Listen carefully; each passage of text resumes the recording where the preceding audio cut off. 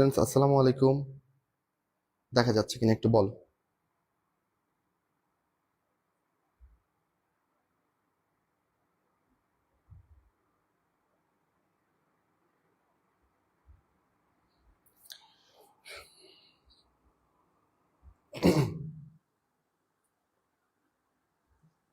ছোটখাটো একটা ব্রেক পেয়ে গেলাম, যেটা হয়তো বা তোমরা চাচ্ছিলা না। তোমাকে কেউ কেউ চেয়েও থাকতে পারো, দোয়াও করতে পারো যে ভাই তো নর্মালি ব্রেক দেয় না, সৃষ্টিকর্তা তুমি একটা ব্রেক ব্যবস্থা করে। এই জন্য আমার মোবাইলটা পরে এখানে যেটা দিয়ে ক্লাস নিচ্ছি, আইফোনটা, এটা হিট হয়ে অফ হয়ে গেল লাইফ। মাঝে মধ্যে আওয়ামী লীগের ওই সাইদ খোকনের মতো বলতে ইচ্ছে করে সবসময়, কেন আমার সাথে আমি বেশি ইনসিডেন্টের শিকার হই। সেই দুঃখকে একপাশে চাপা রেখে দ্বিতীয়বারের মতো সেই পুরনো উদ্যম নিয়ে আমরা চ্যাপ্টার শুরু করতে চাই। যারা এখন জয়েন করলা তারা এইভাবেই চিন্তা করো যে এইটাই তোমার ক্লাসের শুরু। ওকে, আচ্ছা আমরা আচ্ছা কোন পর্যন্ত পড়েছিলাম এটা একটা আগের ভিডিও থেকে দেখি যে কোন পর্যন্ত আমরা শুনতে পারছিলাম, বা তোমরা কমেন্টে জানাতে পারো। আমরা তো এগুলা পড়ে ফেলছিলাম। Okay, চলো।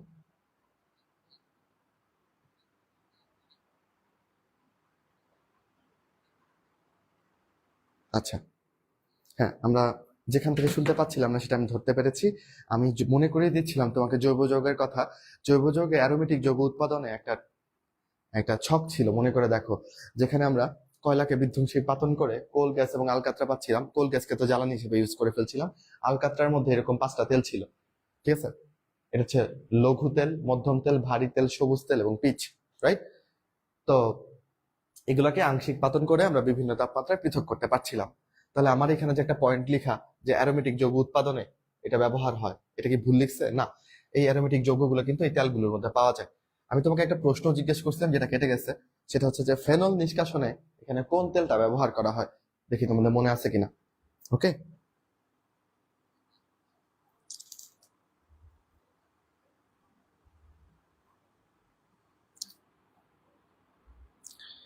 আচ্ছা, এভরিথিং ফাইন। আমরা তাহলে আগাই চলো। তাহলে আমরা কয়লার পার্টটা চুকিয়ে ফেলছি, বুঝছো? ওকে, বাংলাদেশে কি কি রসায়ন শিল্প আছে এটা তুমি দেখতে পারো। বাংলাদেশে হচ্ছে এই 11টার মতো রসায়ন শিল্প আছে। মনে করো পরীক্ষাতে আসলে নিচের কোনটা বাংলাদেশের রসায়ন শিল্প অন্তর্ভুক্ত না। এখানে ধরো একটা দিল হচ্ছে অ্যালকোহল শিল্প। দেখো, বিভিন্ন পানি উৎপাদন শিল্প এটা অবশ্য আছে, কিন্তু অ্যালকোহল শিল্পটা বাংলাদেশে ফ্লারিশ করে না। বুঝতে পারো আশা করি। ওকে, মধ্যম তেল, ভেরি গুড। তাহলে আমাদের লঘু তেল এবং মধ্যম তেল দুইটাতেই ফেনল থাকে, বাট আমরা ফেনল নিষ্কাশনের জন্য মধ্যম তেলটা নেই। লঘু তেলে ফেনলের পার্সেন্টেজ কম থাকে। এগুলো থেকে কিছুই পড়বো না। হ্যাঁ, এগুলা থেকে কিছুই পারবো না। কে কতটুকু তৈরি করছে না করছে এগুলো পরে আমাদের কাজ নাই, আসলেও পারবো না, এত কিছু মনে রাখা সম্ভব না।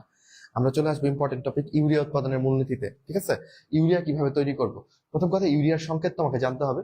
ইউরিয়ার সংকেতটা দেখো, কার্বনের সাথে একটা অক্সিজেন ডাবল বন্ড করে আছে, মনে করো, এটা বুঝে দিই। ওকে, দুই হাতে দুইটা অ্যামিন, NH2 NH2, এই হচ্ছে ইউরিয়া। তাহলে ইউরিয়া তৈরিতে তোমার কি কি লাগবে? ইউরিয়া তৈরির কাঁচামাল হচ্ছে দুইটা, বুঝছো? এই দুইটা জিনিসে বিক্রিয়া করে তুমি ইউরিয়া তৈরি করবে। একটা হচ্ছে অ্যামোনিয়া, একটা হচ্ছে কার্বন ডাইঅক্সাইড। এখন এটা স্টেপ আমরা একটু দেখবো যে কি কি স্টেপে ইউরিয়া তৈরি করা যায়। আর দেখবো হচ্ছে টেম্পারেচার। এই টেম্পারেচারটা অবশ্যই পারতে হবে যে ইউরিয়া উৎপাদনের তাপমাত্রা এবং চাপ কত। 180, 130, 180 degree centigrade, 130 degree, 180 degree centigrade, 130 atmosphere. আচ্ছা, আমার লাগবে কি জিনিস? অ্যামোনিয়া আর কার্বন ডাইঅক্সাইড, রাইট? তাহলে আমি অ্যামোনিয়া তো বাতাসে ফ্রি অবস্থায় পাবো না, অ্যামোনিয়া আমার তৈরি করে নিতে হবে। তোমরা আমাকে বলো, অ্যামোনিয়া তৈরি করি শিল্পে কোন পদ্ধতিতে? না পারলে হবে না, হবেই না ভাই, মানবেই না। হেবার পদ্ধতিতে অ্যামোনিয়া তৈরি করা হয়। ভাইয়া বলে দিল, এবার বলবা হেবার পদ্ধতিতে অপটিমাম টেম্পারেচার এবং প্রেসার কত? জানতেই হবে, কারণ স্যাররা যখন পড়ছে কেমিস্ট্রি, যারা প্রশ্ন করবেন তারাও এগুলা পড়ে আসছেন। এইসব প্রশ্ন তারা বারবার দিবেন যে হেবার পদ্ধতিতে অপটিমাম টেম্পারেচার এবং প্রেসার কত। ওকে, এটা বলো।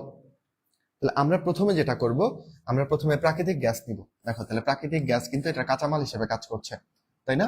আমাদের ইউরিয়া উৎপাদনের কাঁচামাল হচ্ছে প্রাকৃতিক গ্যাস। প্রাকৃতিক গ্যাসে কি আছে বলো? মিথেন আছে না, CH4। তো CH4 কে তুমি যদি অক্সিডাইজ করো, হ্যাঁ, তাহলে এখান থেকে তুমি কার্বন ডাইঅক্সাইড পেয়ে যাবা। ওকে, আর হাইড্রোজেনও পাবা। প্রাকৃতিক গ্যাস থেকে তুমি হাইড্রোজেনও পাবা, কার্বন ডাইঅক্সাইডও পাবা। তো একটা জিনিস কিন্তু আমি পেয়ে গেছি অলরেডি। আমার দুইটা জিনিসের বিক্রিয়া ঘটাইতে হবে, কার্বন ডাইঅক্সাইডকে পেয়ে গেছি। এখন আমার অ্যামোনিয়া বানাইতে হবে। অলরেডি আমি হাইড্রোজেন পাইছি, আমার বাতাসে প্রচুর পরিমাণ নাইট্রোজেন আছে। তাহলে আমি বাতাস থেকে নাইট্রোজেন দিব আর প্রাকৃতিক গ্যাস থেকে হাইড্রোজেন পাইছি, দুইটাকে হেবার পদ্ধতিতে আমি অ্যামোনিয়া তৈরি করে ফেলবো। ওকে, এখন আমার দুইটা জিনিস রেডি, অ্যামোনিয়াও রেডি। দ্বিতীয় ধাপে, প্রথম ধাপে তো আমি প্রাকৃতিক গ্যাসকে পুড়িয়ে কার্বন ডাইঅক্সাইড রেডি করে ফেলছি, দুইজনের জাস্ট বিক্রিয়া দিয়ে দিব, হয়ে যাবে কি বলো, ইউরিয়া। টেম্পারেচার প্রেসার আমার জানা আছে 130 180, রাইট? পারবো? এই হচ্ছে পদ্ধতি, এটা খুবই ইম্পর্টেন্ট এই 3টা পয়েন্ট। তাহলে যাদেরকে হেবার পদ্ধতির টেম্পারেচার প্রেসার ধরছিলাম তারা একটু এখানে দেখো, হেবার পদ্ধতিতে আমরা, হেবার পদ্ধতি কোনটা বলো? এই যে এটা হচ্ছে হেবার পদ্ধতি, অ্যামোনিয়া তৈরির পদ্ধতি। টেম্পারেচার, অপটিমাম টেম্পারেচার 500, প্রেসার হচ্ছে 200। প্রবাহক হিসেবে তুমি আয়রন চূর্ণ ব্যবহার করতে পারো, প্রবাহক সহায়ক হিসেবে ব্যবহার করতে পারো অ্যালুমিনিয়াম অক্সাইড। এই ঠিক না? কোথাও 450 আছে, যারা 450 থেকে 500 লিখছে একদমই ভুল হয় নাই। ওকে, আচ্ছা,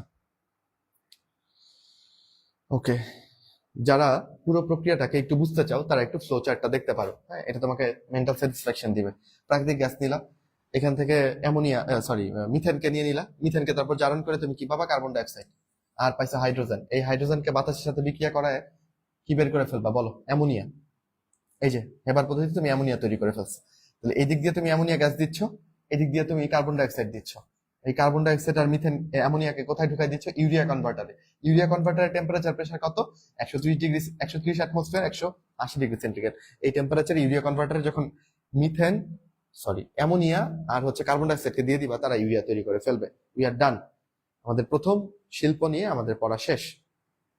ও আরেকটু আছে, আচ্ছা যাই হোক। উদ্ভিদের জন্য নাইট্রোজেন, ফসফরাস, পটাশ এগুলো সার খুব ইম্পর্টেন্ট। কেসিএল, এটাকে আমরা বলতেছি পটাশ সার, এটা ফুল ফল ধারণে বিশেষ ভূমিকা রাখে। আর ফসফরাসের অভাবে উদ্ভিদের ফুল এবং পাতা এগুলো ঝরে যায়, এগুলো একটু মনে রাখতে পারো। এখানে বেশ কয়েকটা সারের নাম দিচ্ছে, এই সারের নামগুলো একটু পড়তে পারো। ক্যালসিয়াম সুপার ফসফেট, যারা খুব ভালো পারো তারা সংযুক্তিগুলো দেখবা, মোটেও কঠিন কিছু না। হ্যাঁ, নামের সাথে মিল আছে, দেখতে পারলে ভালো। ওকে, মাটিতে ইউরিয়া সারের কার্যাবলী এটাও একটু পরে রাখতে পারো। উদ্ভিদের কেন ইউরিয়া সার দরকার, ইউরিয়া কেন উদ্ভিদ চায়? কারণ উদ্ভিদের দেহ তৈরিতে প্রোটিন প্রোটিন লাগবে, রাইট? প্রোটিন বানাইতে লাগবে নাইট্রোজেন। এখন উদ্ভিদ কোনোভাবেই বাতাস থেকে নাইট্রোজেন নিতে পারে না, ওকে নাইট্রোজেন আয়ন হিসেবে, নাইট্রেট আয়ন হিসেবে নিতে হয়। এখন মাটিতে নাইট্রেট আয়ন বাড়ানোর জন্য তুমি ইউরিয়া সার দিচ্ছ, কারণ ইউরিয়ার মধ্যে নাইট্রোজেন আছে। তুমি যখন মাটিতে ইউরিয়া সার দাও, এটা হয়ে যায় হচ্ছে মাটি থেকে নাইট্রিক অ্যাসিড, এবং নাইট্রিক অ্যাসিড থেকে আলটিমেটলি ক্যালসিয়াম নাইট্রেট, এবং এখানে তো নাইট্রেট আয়ন হচ্ছেই। তাহলে এই নাইট্রেট আয়নটাই উদ্ভিদ রিসিভ করে এই নাইট্রেট নাইট্রোজেন দিয়ে ও এমন অ্যামাইনো অ্যাসিড বানায়, অ্যামাইনো অ্যাসিড থেকে ও প্রোটিন বানায়, এভাবে ওর দেহ গঠন হয়। এজন্য ইউরিয়া সারটা উদ্ভিদের জন্য খুবই দরকারি, বুঝছো? ওকে, এবার আমরা কাজ শিল্পে চলে আসি। আমি যখন স্কুলে পড়ি, ক্লাস 9-এ 10-এ পড়ি, তখন আমাদের স্কুল থেকে চিন্তা করা হলো যে এইবার প্রকৃত অর্থে শিক্ষা সফর হবে। নর্মালি শিক্ষা সফরের নামে আমরা বনভোজন করি, স্টাডি ট্যুরের নামে আমরা পিকনিক করি। পরে চিন্তা করা হলো না, এবার একদম স্টাডি ট্যুর হবে। পরে আমাদেরকে নিয়ে যাওয়া হলো নাসির গ্লাস এন্ড ইন্ডাস্ট্রিজ। এখানে নিয়ে গিয়ে দেখানো হলো কিভাবে কাজ তৈরি করা হয়। খুবই বোরিং ছিল এই পুরো পিকনিকটাই। সারা বছর একটা দিনের অপেক্ষা থাকতাম, এই একটা দিন আমাদের দেখাইছে কি আমরা কাজ বানাই, দেখো। তখনও আমরা জানি না যে কলেজে উঠে আমাদেরকে কাজ উৎপাদন এটা পড়তে হবে। যদি জানতাম তাহলে আরো বেটার করে আরেকটু মনোযোগ দিয়ে দেখার চেষ্টা করতাম। ঠিক আছে, আচ্ছা।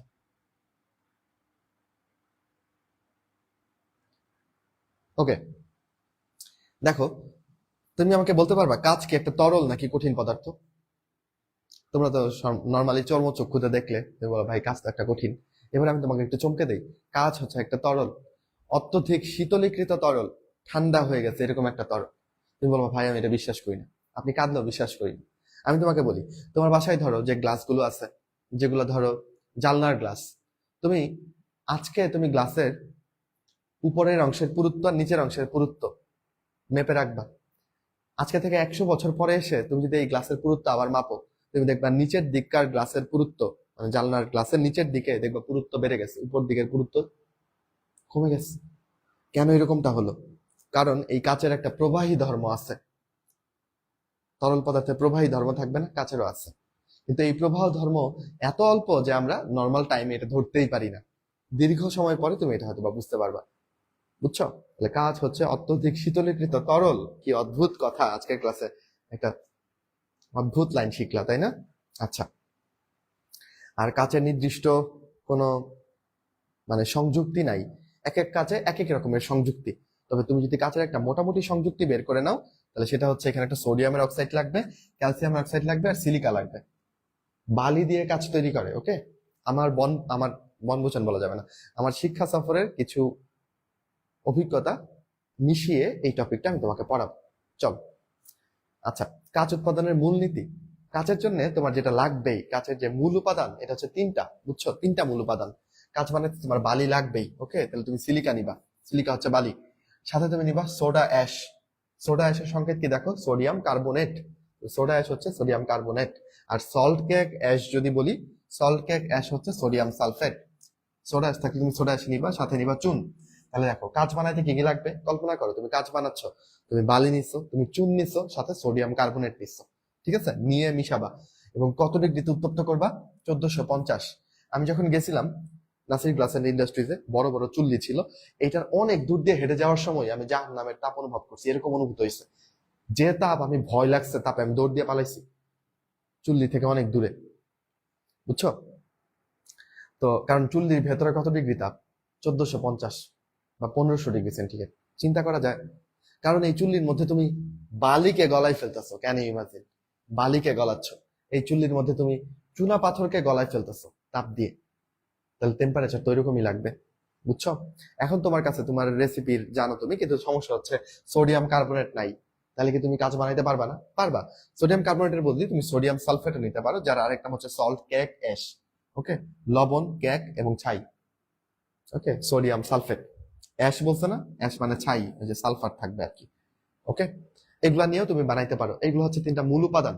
ওকে, এখন কিছু গৌণ উপাদান আছে, মানে বিভিন্ন চাহিদা সম্পন্ন কাজ বানাইতে তুমি বিভিন্ন উপাদান ইউজ করতেছে। যেমন ধরো, তোমার মনে হলো আমার কাজটা একটু রঙিন হোক, তাহলে তুমি অবস্থান্তর ধাতুর অক্সাইড গুলো নিয়ে নিবা। অবস্থান্তর ধাতুর অক্সাইড গুলো রঙিন, কাজটাও তখন রঙিন হবে। তোমার মনে হইলো আমার কাজ দিয়ে এই পাশ থেকে ওই পাশে কিছু দেখা না যাক, প্রাইভেসি থাকুক, তখন তুমি কাচের মধ্যে কিসের অক্সাইড মিশাবা? অ্যান্টিমনির অক্সাইড মিশাবা, অথবা টিনের অক্সাইড মিশাবা, অথবা আর্সেনিকের অক্সাইড মিশাবা, বুঝছো? অথবা ওদের অক্সাইড না মিশিয়ে সালফাইড মিশাইলেও হবে, বুঝছো?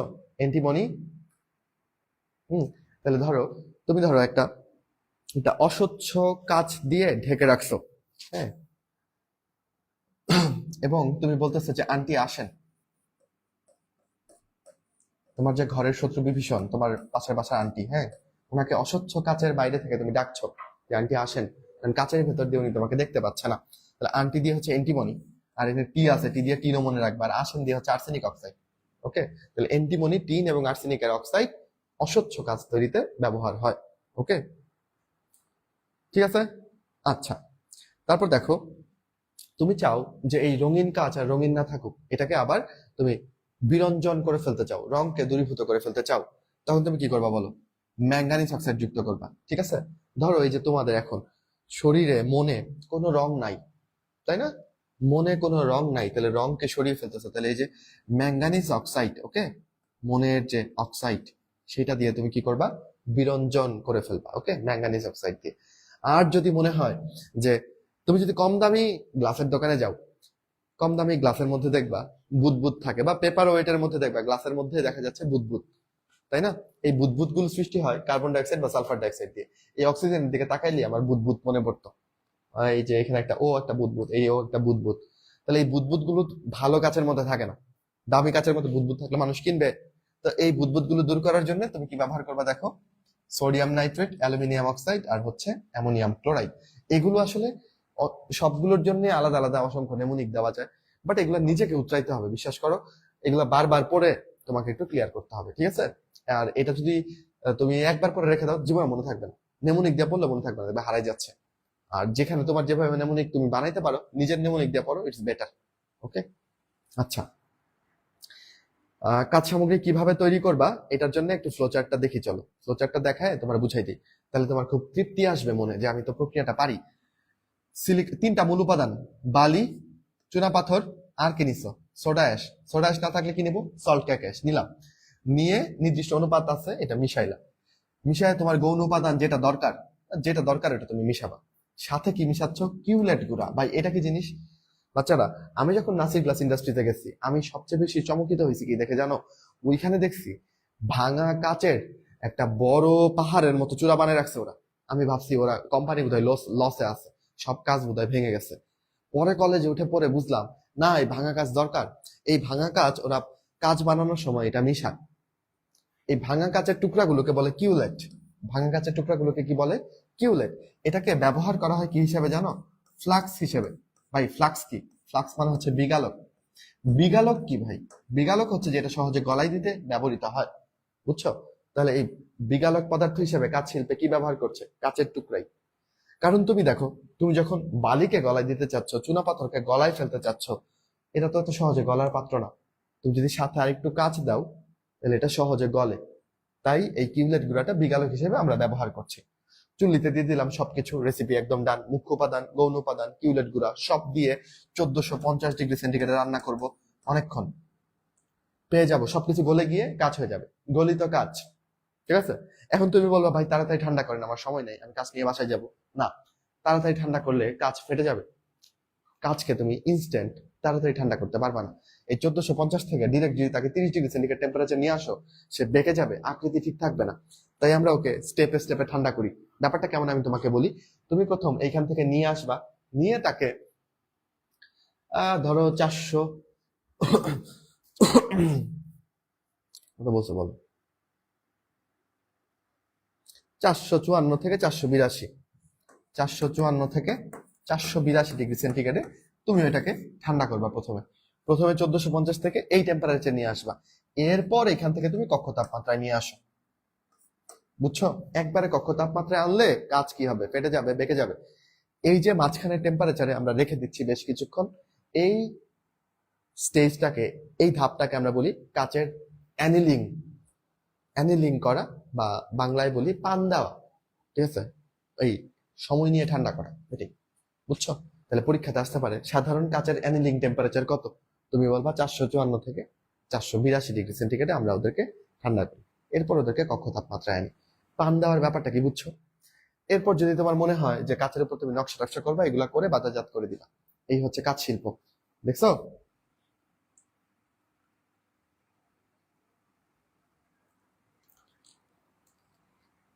এই পড়াশোনা বুঝতেছো? হাসতেছো কেন? আমি কি হাসি কিছু বলছি? তোমরাই হাসতেছো। এইখানে দেখি কমেন্টে অনেকে ঘর সংসার পেতে ফেলছো, কাচের চুড়ি নিয়ে ভালোবাসা প্রকাশ করতেছো। কি হচ্ছে এগুলো? কি হচ্ছে বলো? পরীক্ষার সময় তো কাছাচ্ছে, সময় তো চলে যাবে। বাচ্চারা, এখানে যারা ক্লাস করছো, এখানে অনেকেই মেডিকেল পরীক্ষা দিয়ে চান্স পেয়ে যাবা, কিন্তু কেউ কেউ মেডিকেল পরীক্ষা দিয়ে চান্স পাবা না, দুঃখজনক হলে সত্য। ডেন্টালের জন্য আবার পড়তে হবে, ঢাকা ইউনিভার্সিটির জন্য আবার পড়তে হবে। তখনও কেউ কেউ এই ক্লাসগুলো ডেন্টালের জন্য হয়তো বা করতে আসবা, তাই না? ওরা তখন এখানে কষ্ট পাবে, যারা ক্লাসগুলো হয়তো বা তখন করবে। তো আমরা এটা চাই না। আমরা চাই যে কারো ক্লাস আর করতে না হোক, তোমরা সবাই চান্স পাও। এই চান্সটা আপনা আপনি আসবে না। এখান থেকে আমি একা চেষ্টা করলে তো আসবে না বাচ্চারা, তোমাদেরও চেষ্টা করতে হবে।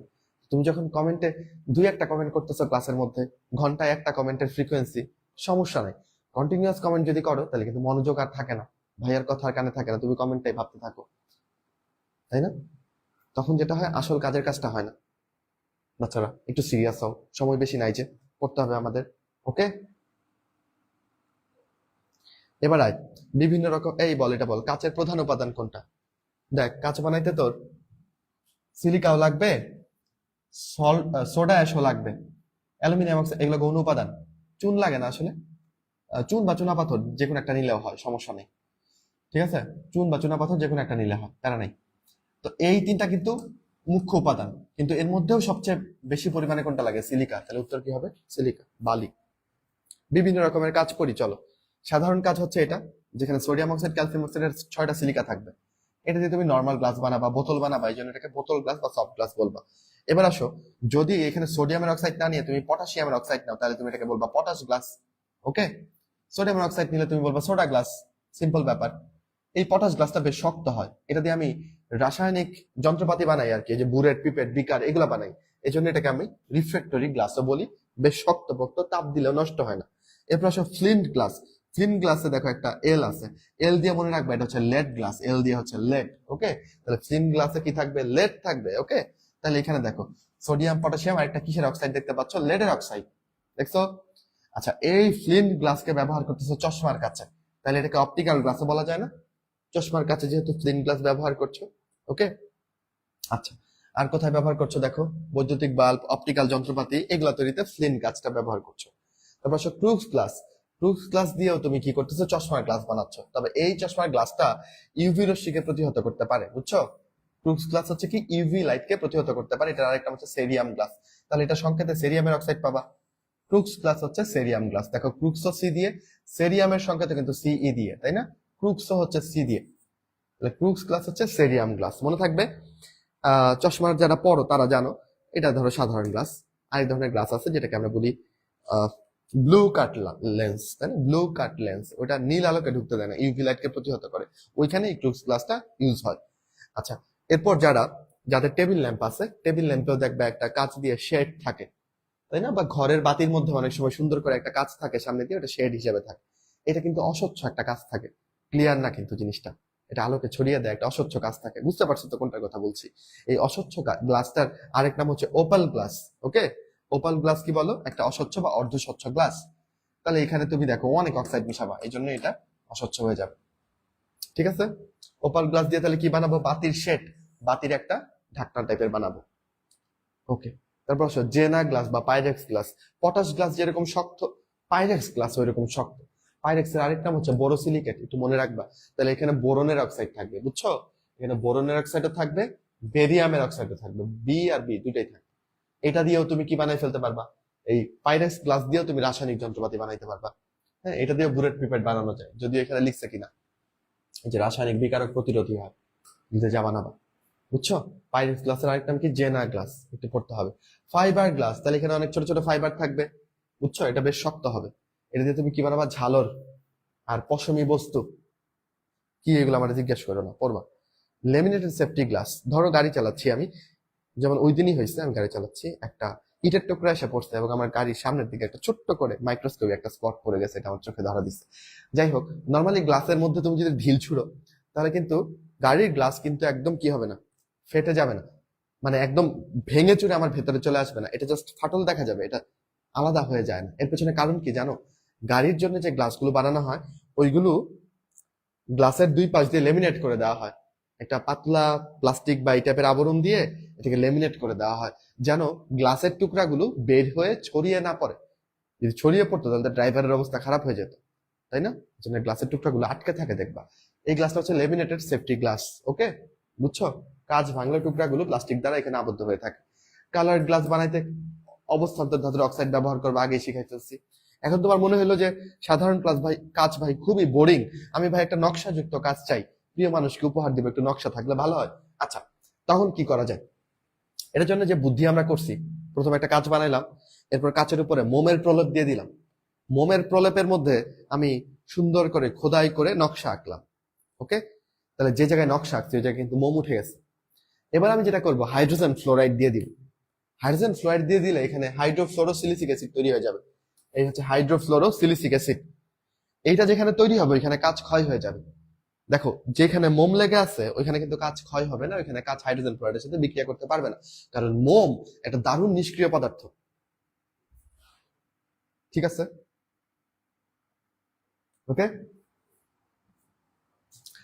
কিন্তু যেখানে খোদাই করছো ওইখানে তার মোম নাই, ওইখানে তো মোম উঠে গেছে। ওইখানে হাইড্রোফ্লোরোসিলিক অ্যাসিড উৎপন্ন হয়ে যাবে, ওইখানে কাঁচ ক্ষয় হয়ে যাবে, ফলে ওইখানে দেখবা খোদাই করা নকশা হয়ে গেছে। দেখো, জীবনের কত রহস্য উন্মোচিত করে দিচ্ছি। আজকের পর থেকে তুমি যে কোনো খোদাইকৃত গ্লাস দেখলে তুমি বুঝে ফেলবা যে এটা কেমনে করছে আসলে। এই গ্লাসটাকে সে খোদাই কেমনে করছে বলো? গ্লাসটাকে হাইড্রোজেন ফ্লোরাইড দিয়ে, এর আগে মোমের আস্তরণ দিয়ে এখানে নকশাটা এঁকে নিছি। আমি কি বুঝাইতে পারছি কিনা তোমরা বলো, কিভাবে নকশা করা যায় বলো?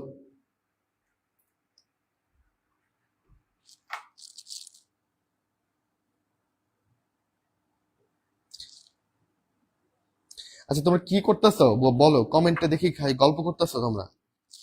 তোমরা একটা আমার কথার জবাব না দিয়ে তোমরা গল্প করলে হবে? একটু আগে কি বুঝালাম?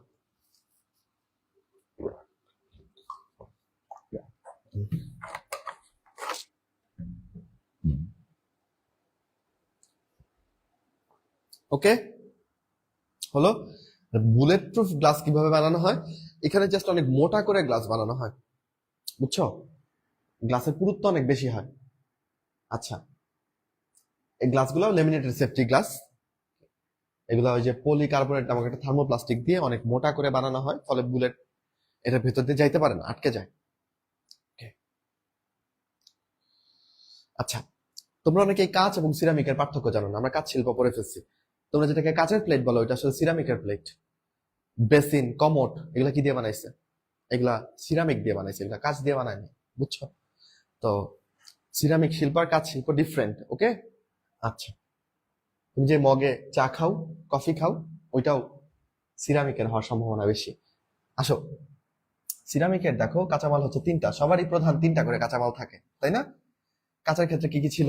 আচ্ছা, এগুলো লিখে লিখে শিখবা নিজের মতো করে। কাঁচের ক্ষেত্রে ছিল মেইনলি হচ্ছে বালি, সাথে ছিল সোডিয়াম কার্বনেট আর হচ্ছে চুনাপাথর। এখানেও তুমি বালি পাবা। সিরামিকের জন্য বালি লাগবে, এজন্যই তো সিরামিকের ফিলিংটাও কি একটু কাঁচ কাঁচ ফিলিং আছে না, কারণ এখানে তো সিলিকা থাকে। আর সাথে দিবা চীনামাটি। তোমরা যদি একটা বেসিন ভেঙে থাকো, বেসিন কোনোদিন ভাঙছো কিনা জানি না, না ভাঙলে আমার ক্লাস করে ভাঙার দরকার নেই যে ভাই বলছিল এই জন্য বাসার বেসিনটা ভেঙে এক্সপেরিমেন্ট করতেছি, এরকম করার দরকার নেই, বিশ্বাস করতে পারো। বেসিনের ভেতরটায় তুমি দেখবা চীনামাটি দেখা যাচ্ছে, বাদামি রঙের। উপর দিকে শুধু এরকম সিরামিকের একটা আস্তরণ বোঝা যাচ্ছে, ভেতর দিকটা চীনামাটি বোঝা যাচ্ছে, বুঝছো? তাহলে সিরামিক বানাইতে কি লাগবে? চীনামাটি। চীনা মানে কি? চায়না। তাহলে চীনামাটির আরেক নাম কি? China clay. ক্লে মানে মাটি বা বালি, আর চীনা মানে চাইনিজ, চায়না, বুঝছো? এটাকে কাদামাটি বলতেছি আমরা। আরেকটা নাম হচ্ছে কেওলিন। তাহলে কেওলিন নিবা, সিলিকা নিবা, আর ফেলসপান নিবা। ওকে, এই তিনটা জিনিস নিয়ে তুমি সিরামিক বানাবা। তাহলে সিরামিকেও কি লাগবে বলো? সিলিকা লাগবে, সাথে কি দিবা বলো?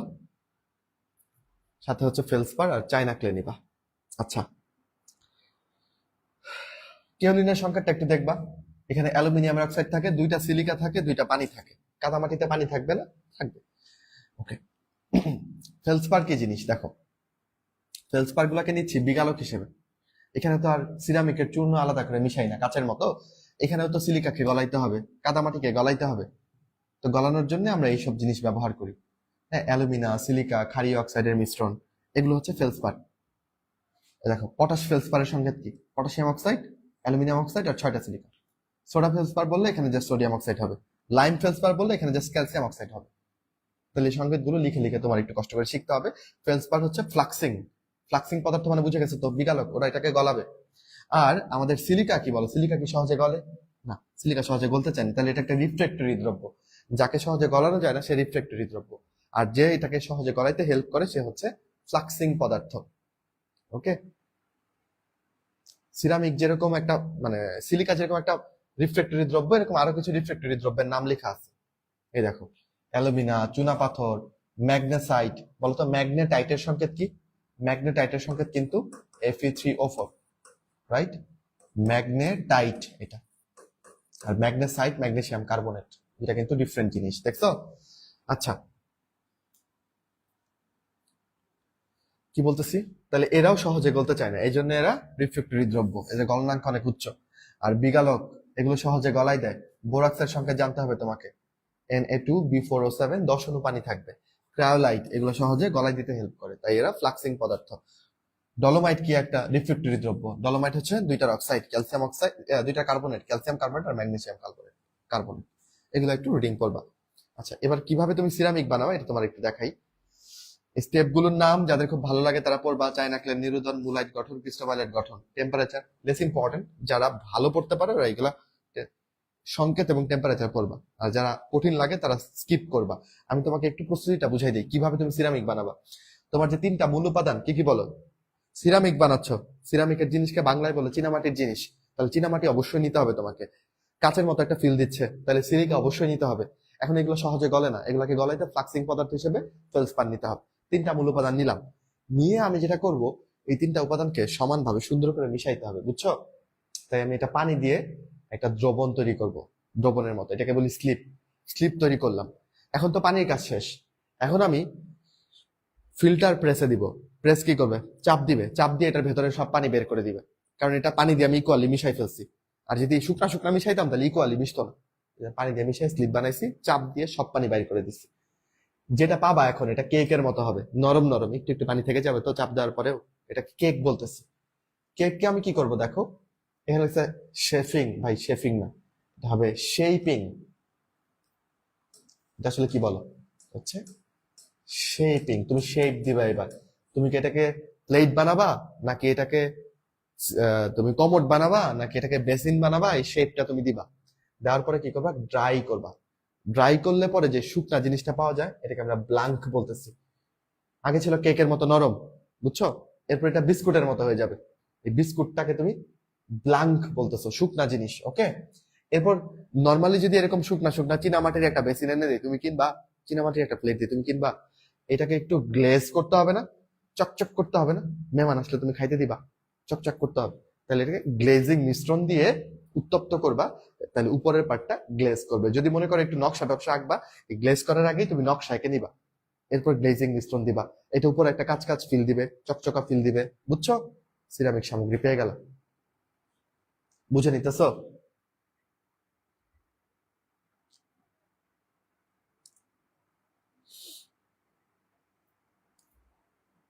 কিছু মেডিসিনের কোটাতে যে সিলিকা দেয় ওটা হচ্ছে সিলিকা জেল।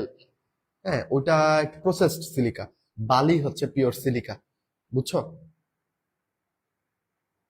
স্লিপ, স্লিপ ওই যে পানির সাথে সবকিছু মিশাইছো, ওইটার নাম স্লিপ দিছি। ওকে, আচ্ছা। গ্লেজিং মিশ্রণ বানাতে কি ব্যবহার করা হয়, যারা ভালো পারো পড়বা যে কি কি দিয়ে গ্লেজিং মিশ্রণ বানানো হয়। আর একটা দারুণ কাজ করা হয়, তোমরা কি সল্টওয়ের নাম চেনো?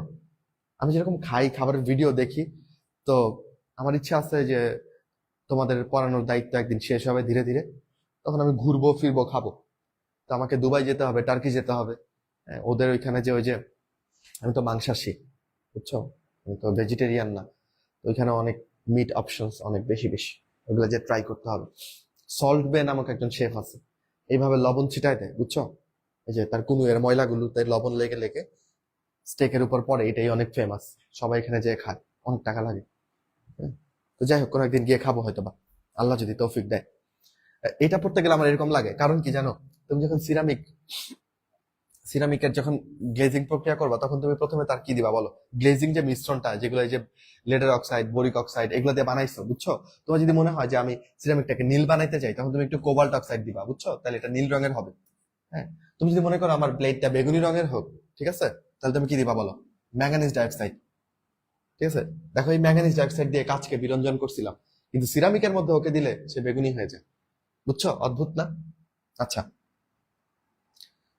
যেমন ধর তুমি যদি মনে করো যে আমি এমন একটা কমোড বানাবো, হ্যাঁ, যেখানে কমোডে ত্যাগকৃত জিনিসটা দেখা যাবে না, ছদ্মবেশী কমোড, হলুদ রঙের কমোড বানাবো, ঠিক আছে, তাহলে তুমি ফেরিক অক্সাইড, এই ফেরিক অক্সাইডের মিশ্রণ দিয়ে দিবা, তাহলে হলুদ হয়ে যাবে তোমার সিরামিক। যাই হোক, এটার উপরে যেন গ্লেজ দেয়, এই গ্লেজের জন্য লাস্টের যে ব্যাপারটা তোমাকে করতেই হবে সেটা হচ্ছে 1600 ডিগ্রি সেন্টিগ্রেডে ওই সল্ট বের মতো সোডিয়াম ক্লোরাইড ছিটাই দিতে হবে। ওকে, এই সোডিয়াম ক্লোরাইড এর সাথে বিক্রিয়া করে সোডিয়াম সিলিকেট বানাবে। সোডিয়াম সিলিকেট দেখতে হচ্ছে কাচের মতো, তাহলে সিরামিকের উপরে একটা সোডিয়াম সিলিকেটের আস্তরণ থাকে, বুঝছো, এটার জন্যই কাচ কাচ একটা ফিল দেয়, এটাকে ভুল করে আমরা কাচ বলি, বুঝতে পারতেছো? তাহলে এই উপরে সোডিয়াম সিলিকেটটা তৈরি করে দেওয়ার জন্য আমরা 1600 ডিগ্রি সেন্টিগ্রেড তাপমাত্রায় সোডিয়াম ক্লোরাইড ছিটাই। ওকে, এগুলা কি হবে বলো, এতে করে তোমার জিনিসটা অনেক মসৃণ ফিল হবে, নয়তো ছোট ছোট গর্ত গর্ত লাগতো। বলো বুঝতেছো কিনা?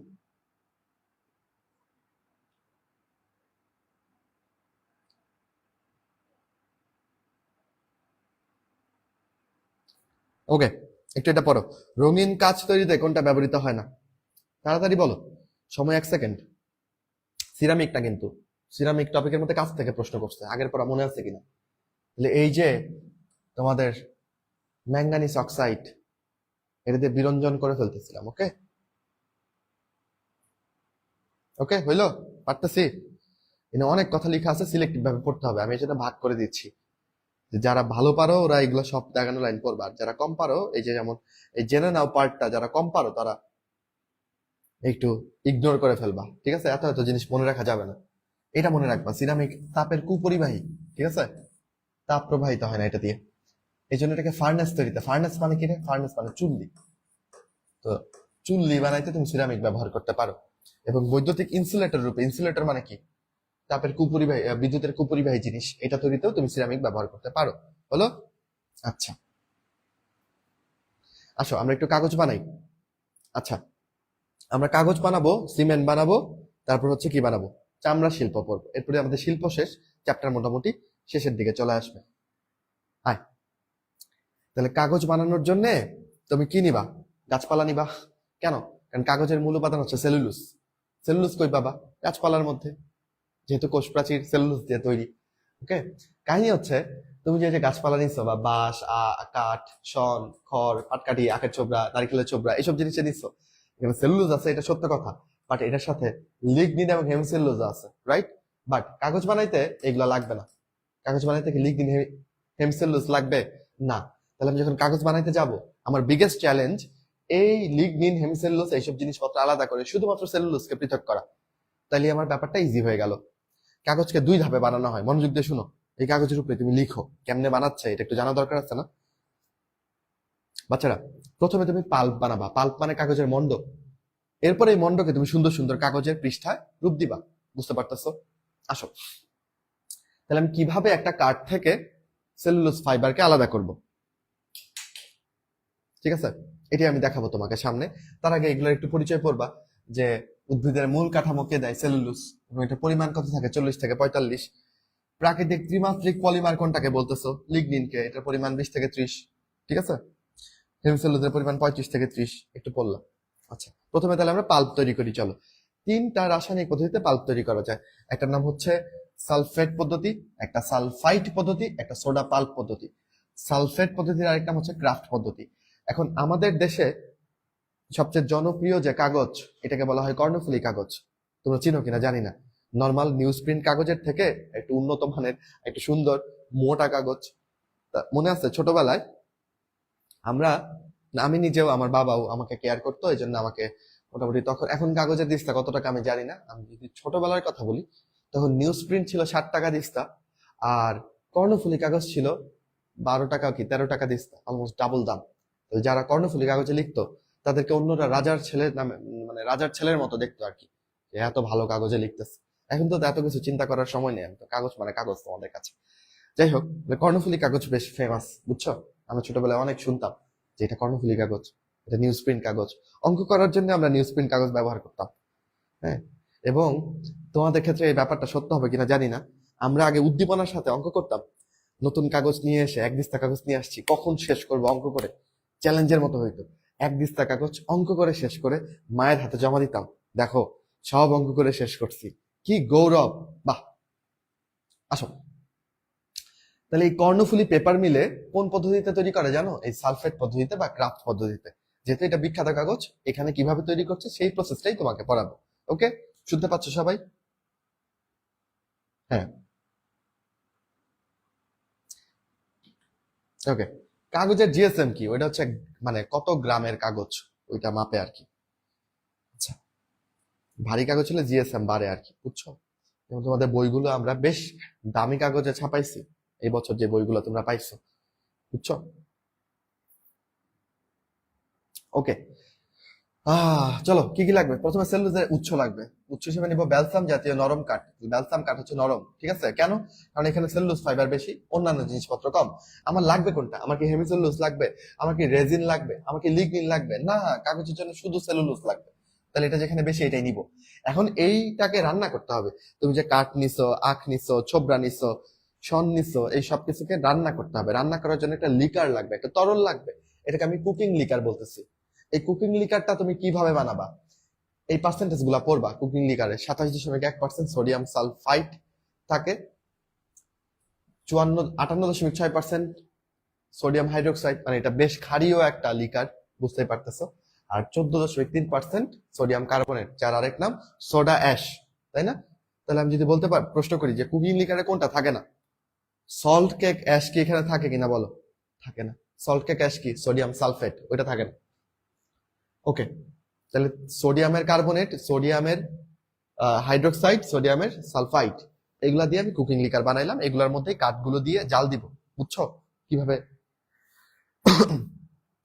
পাল্প আলাদা করবো সেটা তোমাকে শেখাচ্ছি। আর তোমার কাঠের রং তো বিভিন্ন টাইপের হইতে পারে, তাই না? তোমার যদি মনে হয় আমি সাদা কাগজ চাই, তাহলে অবশ্যই তোমাকে বিরঞ্জক পদার্থ ব্যবহার করতে হবে, যেটা অন্যান্য কালচে রং, হলদে রং এগুলো দূর করে দিবে।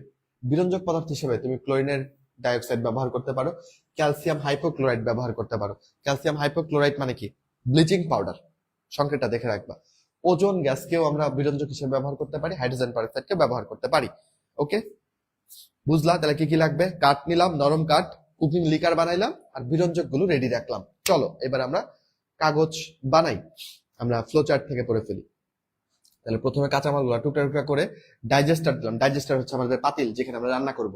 ওইখানে প্রথমে কাঠগুলো দিলাম, কুকিং লিকারটা মিশাই দিলাম, দিয়ে এরপর তাপ দেওয়া শুরু করব। মোটামুটি 175 ডিগ্রি সেন্টিগ্রেডের মতো তাপমাত্রা, বুঝছো? এগুলো যে খুব ইম্পর্টেন্ট তা না, যারা মনে রাখতে পারো রাখবা। 170 থেকে 76 ডিগ্রি তাপ দিব, 15 অ্যাটমসফিয়ার চাপে মোটামুটি 30 মিনিট থেকে 5 ঘন্টা পর্যন্ত রান্না করব। ঠিক আছে? এরপর রান্না করলে যেটা হবে, কুকিং লিকারের মধ্যে হেমিসেলুলোজ আর লিগনিনটা সরে আসবে, মিশে যাবে। কুকিং লিকারের মধ্যে লিগনিন আর হেমিসেলুলোজ মিশে যাবে, যেহেতু এখানে ক্ষার আছে। সেলুলোজটা মিশবে না, সেলুলোজটা আলাদা নিচে পড়ে থাকবে।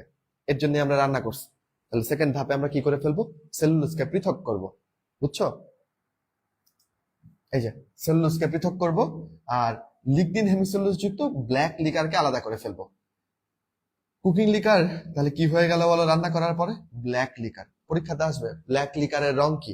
সবাই লিখে আসবে কালো, তুমি দিবা বাদামি, কারণ ব্ল্যাক লিকারের রং হচ্ছে বাদামি। কত বড় ডস দেখছো? ব্ল্যাক লিকারের রং বাদামি।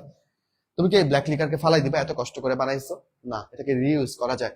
তুমি তাকে বিচারণ করে আবার কুকিং লিকার বানাই ফেলতে পারবা, এটা দিয়ে আবার কাগজ মানে পাল্প বানাইতে পারবা। আচ্ছা, ফিরে আসো। আমি যে সেলুলোজকে আলাদা করছি ফিল্টার করে ছেঁকে ফেলে, যেটা রইলো, যে মানে কঠিন জিনিসটা রইলো, মন্ডটা রইলো, এটাই সেলুলোজ। এখানে কিছু লিকার তখনও লেগে থাকবে, আমি এটাকে ভালো মতন ধুবো যেন সব লিকার এখান থেকে চলে যায়। ফাইনালি আমি বাদামি সেলুলোজ পাবো, বাট বাদামি সেলুলোজ তো আমি চাই না, আমি চাই সাদা সেলুলোজ। তাহলে আমি এখানে কি অ্যাড করবো? বিরঞ্জক গুলো অ্যাড করবো। বিরঞ্জক কারা? ক্লোরিনের অক্সাইড, ব্লিচিং পাউডার, ওজোন এবং হাইড্রোজেন পারঅক্সাইড। এইগুলার যে কোনো একটা অ্যাড করে আমি এটাকে সাদা বানাই ফেলবো। হয়ে গেল আমার পাল্প বানানো। পাল্প গুলোকে আমি বান্ডেল হিসেবে রেখে দিব। প্রথম ধাপ শেষ। এই পাল্পের বান্ডেল গুলোকে আমরা ল্যাপ নামে চিনি। লেপের মতো দিয়ে ঘুমাইতে পারবা, এরকম বান্ডেল বানায় রেখে দিলাম। দ্বিতীয় ধাপে আসি, পাল্প থেকে এবার কাগজ বানাবো। ওকে, আচ্ছা, পাল্প থেকে কাগজ বানানোর জন্য উপায় হচ্ছে তিনটা। প্রথমে এটাকে পিটাইতে হবে, বিটিং। ঠিক আছে? এরপর এটাকে তুমি রিফাইন করবা, ফাইনালি তুমি তাকে কাগজের শীট হিসেবে রূপান্তরিত করবা। আচ্ছা চলো, বিটিং এর ক্ষেত্রে কি অ্যাড করব? এখানে প্রয়োজন মতো রং এবং সাইজিং এজেন্ট। পিটাইলে কি সাইজ করতে হবে না? তাহলে বিটিং এর সময় তুমি সাইজ করার এজেন্ট অ্যাড করবা না? তাহলে সাইজ করার এজেন্ট অ্যাড করবা। এজেন্ট গুলা কি দেখো? রেজিন, ফিটকিরি, এগুলো অ্যাড করবা। এটা অ্যাড করলে কি হবে তুমি বলো? তোমার খাতাতে যে কাগজগুলো, বইয়ের যে কাগজগুলো আছে, এইটা আর টিস্যু পেপার, দুইটা কি সেম না? টিস্যু পেপারটা কি নরম মোলায়েম, আর খাতার কাগজগুলো কি শক্ত। তাহলে এই সাইজিং এজেন্ট দিয়ে তুমি যদি তাকে বিটিং করো, পিটাও, আসলে পিটানো না, আসলে মিশানো, তখন এটা শক্ত কাগজ হবে। আর্ট পেপার বানাইতে গেলে অনেক বেশি পরিমাণে তুমি ফিটকিরি, রেজিন এগুলা দিবা, এটা অনেক শক্ত হবে। কিন্তু যখন তুমি চোষ কাগজ বানাবা, টিস্যু পেপার বানাবা, তখন রেজিন ফিটকিরি দিও না, তাহলে এই কাগজটা নরম হবে। বুঝছো? ওকে, তারপর কি করবা? রিফাইন করবা। রিফাইন করার জন্য তুমি এটা কোথায় দিবা? জর্ডান ইঞ্জিনে দিবা। ওকে, একটা ইঞ্জিন আছে জর্ডান ইঞ্জিন, ওইখানে দিয়ে এটা রিফাইন করি। তো এইটার সময় আমরা কি করব দেখো, এখানে ফিলার অ্যাড করব। ফিলার মানে কি? তুমি যে কাগজের শীট গুলো পাবা, এগুলো অমসৃণ হইতে পারে, তোমার লিখতে আরাম নাও লাগতে পারে, যদি স্মুথ হয় খুব ভালো লাগবে। তাহলে তুমি একটু পাউডার দিয়ে দাও ওরে, পাউডার গুলা ফাঁকে ফাঁকে বসে এটাকে স্মুথ করে দিবে। তো পাউডারের মধ্যে কি ইউজ করি? ট্যাল্ক ইউজ করি না? ট্যাল্কের সংকেত তোমরা পারো। এই ট্যাল্কটা দেই হচ্ছে রিফাইনার রূপে, ফিলার রূপে, সরি কি রূপে বলো? ফিলার। কাগজের গর্ত টর্ত গুলোকে ফিল করে ফেলে, বুঝছো? ট্যাল্ক দেওয়া যায়, ক্যালসিয়াম কার্বনেট বা চুনা পাথরের গুঁড়া দেওয়া যেতে পারে, এগুলো। আর বিরঞ্জক রূপে কি অ্যাড করে, এগুলো তুমি পারো, এগুলো দিয়ে দিলা। ওকে, ফাইনালি তুমি কাগজের শীট তৈরি করবা। কাগজটাকে একটা মেশিনে ঢুকাই দিবা, এটা স্লাইস স্লাইস স্লাইস স্লাইস করে কেটে কাগজের শীট গুলোকে বানাই দিবে, পাতলা পাতলা শীট, তাই না? এই মেশিনটার নাম হচ্ছে ফোর্ড ড্রিনার মেশিন, বুঝছো? বা সিলিন্ডার মেশিন। তাহলে জর্ডান মেশিনে রিফাইন করবা, আর ফোর্ড ড্রিনার মেশিনে কাগজের শীট তৈরি করবা। ঠিক আছে? সাইজিং এজেন্ট অ্যাড করবা কখন? বিটিং করার সময়। সাইজিং এজেন্ট কোনগুলা? রেজিন, ফিটকেরি। ফিলার গ্রুপে কোনটা ব্যবহার করছো? ট্যাল্ক বা চুনা পাথরের গুঁড়া। ওকে, পারবো? তাহলে দেখো, পাল্প থেকে আমরা এই এইগুলা দেখলে না পুরোটাই একটা সামারি হয়ে যায়, এই জন্য এগুলা বলছি।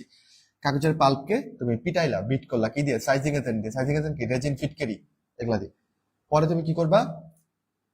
রিফাইন করবা। রিফাইনার মেশিন কোনটা? Jordan refiner. এখানে তুমি কি অ্যাড করবা? ফিলার। ফিলার হিসেবে কোনটা? ট্যাল্ক বা ক্যালসিয়াম কার্বনেট। বিরঞ্জক হিসেবে কোনগুলো তুমি জানো। ফাইনালি তুমি শীট তৈরির জন্য ফর্টিনার মেশিনে দিয়ে দিবা, সে শীট তৈরি করে দিবে। এরপর তুমি মসৃণ কাগজ পাই যাবে আর কি। এই হচ্ছে কাগজ শিল্প, ডান অ্যান্ড ডাস্টেড। আচ্ছা, বলো কি অবস্থা? অনেকক্ষণ পরে ফেললাম। কাগজ তৈরির মিল খুলবা ভাবতেছো? কাগজের মিল যথেষ্ট কঠিন, অনেকগুলা ধাপ। প্রথমে পাল্প বানাও, তারপর শীট বানাও। তার চেয়ে বরং চলো আমরা সিমেন্ট শিল্প খুলি, এইটা বেশি ইজি, বুঝছো? চলো, যদি তাহলে আমরা চান্স না পাই, ঠিক আছে, আমি ইনভেস্ট করব, তুমি একটা সিমেন্ট শিল্প দিবা। কারণ সিমেন্ট শিল্প ইজি কেন? মোস্ট অফ দ্য সিমেন্ট শিল্প আমাদের দেশে, ওরা যেটা করে, সিমেন্টের মেইন উপাদান হচ্ছে ক্লিংকার। এখানে আমরা পড়বো যে ক্লিংকার কিভাবে বানায়, বাট ক্লিংকারটা মোস্ট অফ দ্য টাইম আমাদের দেশে বানানো হয় না। আমাদের দেশে অনেক সিমেন্ট শিল্প কিভাবে জানো? ওরা ক্লিংকার বাইরে থেকে আমদানি করে, বিদেশ থেকে ক্লিংকার নিয়ে এসে ওইটার মধ্যে জাস্ট 2 থেকে 3% কি বলো, জিপসাম মিশায়, হয়ে গেল সিমেন্ট। সব থেকে সহজ রেসিপি, ঠিক আছে? তাহলে আমি বিদেশ থেকে না হয় ক্লিংকার আনার দায়িত্ব নিলাম, আর তুমি মেপে মেপে 2 থেকে 3% জিপসাম মিশায়, হয়ে যাবে সিমেন্ট শিল্প। বুঝছো? সহজ, এত ধাপ নাই যে প্রথমে গাছপালা থেকে পাল্প বানাও, পাল্প থেকে কাগজ বানাও, জর্ডান মেশিন কিনো, ফোর্ডিনার মেশিন কিনো, এত মেশিন টেশিনের দরকার নেই। ঠিক আছে, চলো।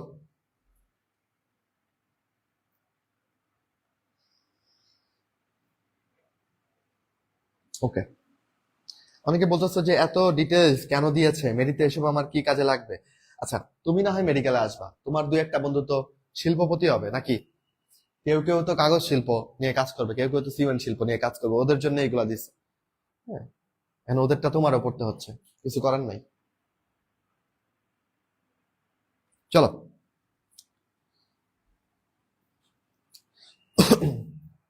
সিমেন্ট শিল্প বর্তমানে 4 রকমের সিমেন্ট পাচ্ছ।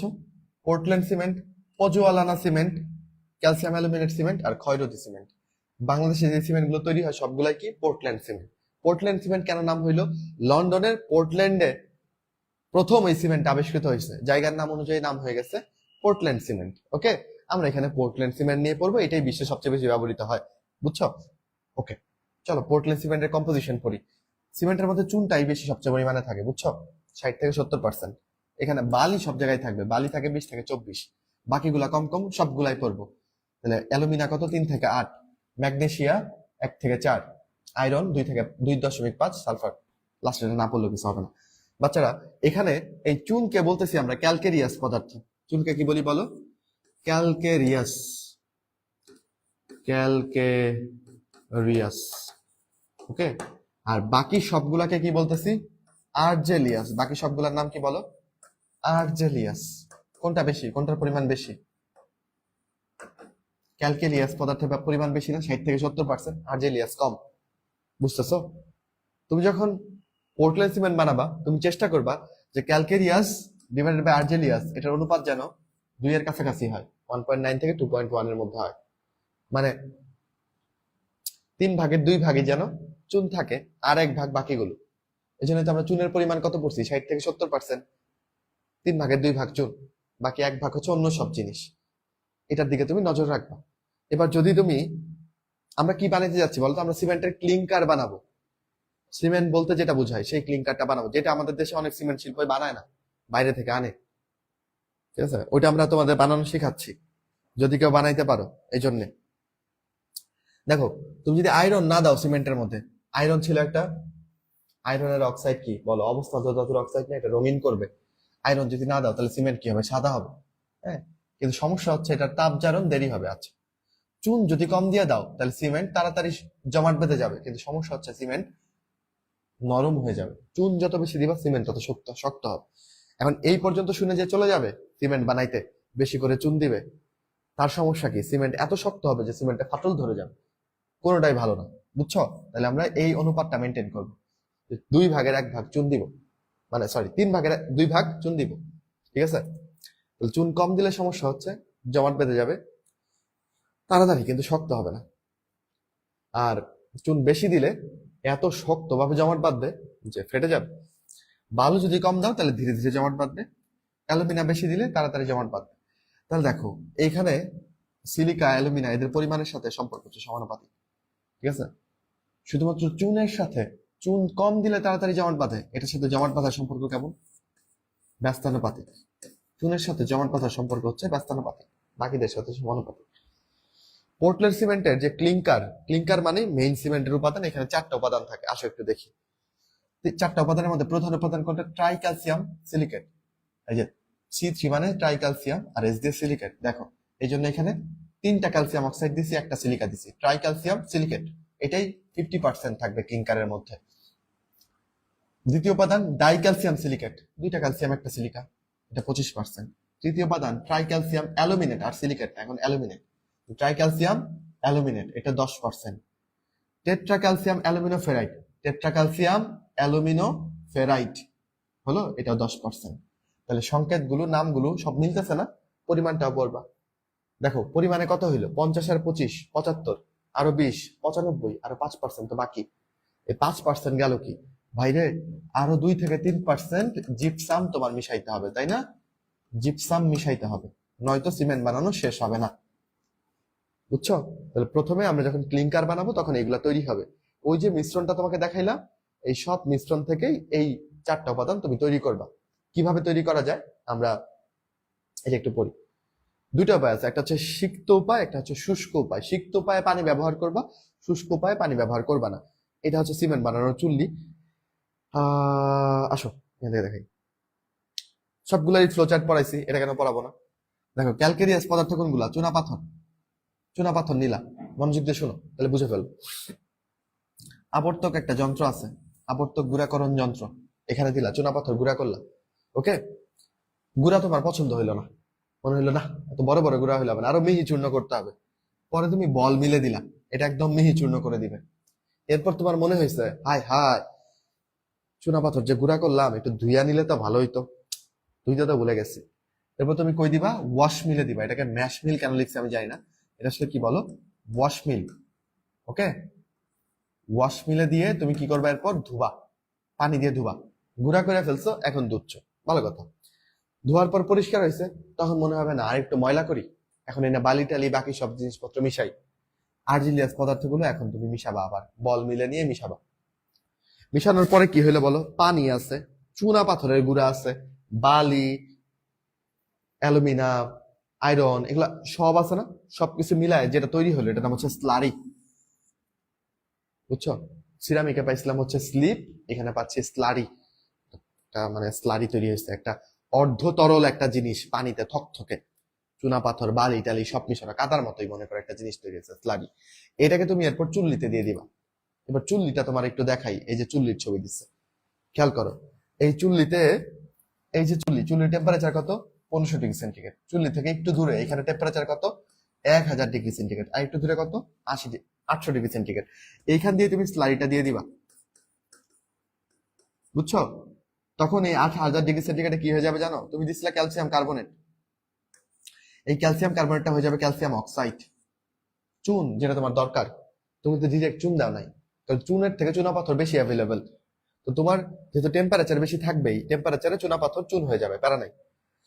এই 1000 ডিগ্রি সেন্টিগ্রেডে,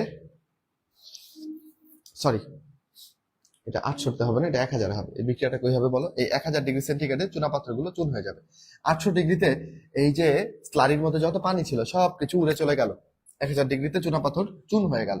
1500 ডিগ্রিতে ওই যে 4টা উপাদান বললাম না, 4টা প্রধান উপাদান, কোনগুলো বলো? Tetracalcium silicate, dicalcium, tricalcium silicate, dicalcium silicate, tricalcium aluminate, tetracalcium aluminoferrite. এই যে 4টা উপাদান বললাম, এই 4টা উপাদান কোথায় সৃষ্টি হবে? এই স্লারি থেকে এই 4টা উপাদান তৈরি হবে 1500 ডিগ্রি সেন্টিগ্রেড, জাস্ট এই চুলাটার উপরে। এই যে এখানে তুমি তাপ দিচ্ছ, তোমার কিন্তু ক্লিংকার তৈরি হয়ে গেল। সিমেন্টের যে মেইন জিনিস ক্লিংকার, এটা তুমি এইভাবে এই চুল্লিতে তৈরি করে ফেললা, বুঝছো? এই যে এগুলো তৈরি করে দেখাইছে সব 1500 বা 1450 ডিগ্রি সেন্টিগ্রেডে। সিরামিক, সরি কাঁচ শিল্পেও ছিল 1450, সিমেন্টেও। এগুলো দিয়ে তুমি এই যে মূল উপাদানগুলো যেগুলো একটু আগে তোমাকে পড়াইলাম, এগুলো তুমি তৈরি করে ফেললা। এখনো একটা ধাপ বাকি, ক্লিংকার তুমি তৈরি করে ফেলছো সিমেন্টের, ধাপটা কি? জিপসাম মিশানো, রাইট? তাহলে আমাদের দেশে ক্লিংকার কি বলছে ভাই? বলছে কি অনেক সিমেন্ট কারখানা এটাকে আমদানি করে বাইরে থেকে, বিদেশ থেকে। আমরা খালি 2 থেকে 3% জিপসাম মিশাই। জিপসামের সংকেত না পারলে চান্স হবে না। ক্যালসিয়াম সালফেট 2 অণু পানি। ওকে, আচ্ছা ভাই, জিপসাম কেন মিশাচ্ছি?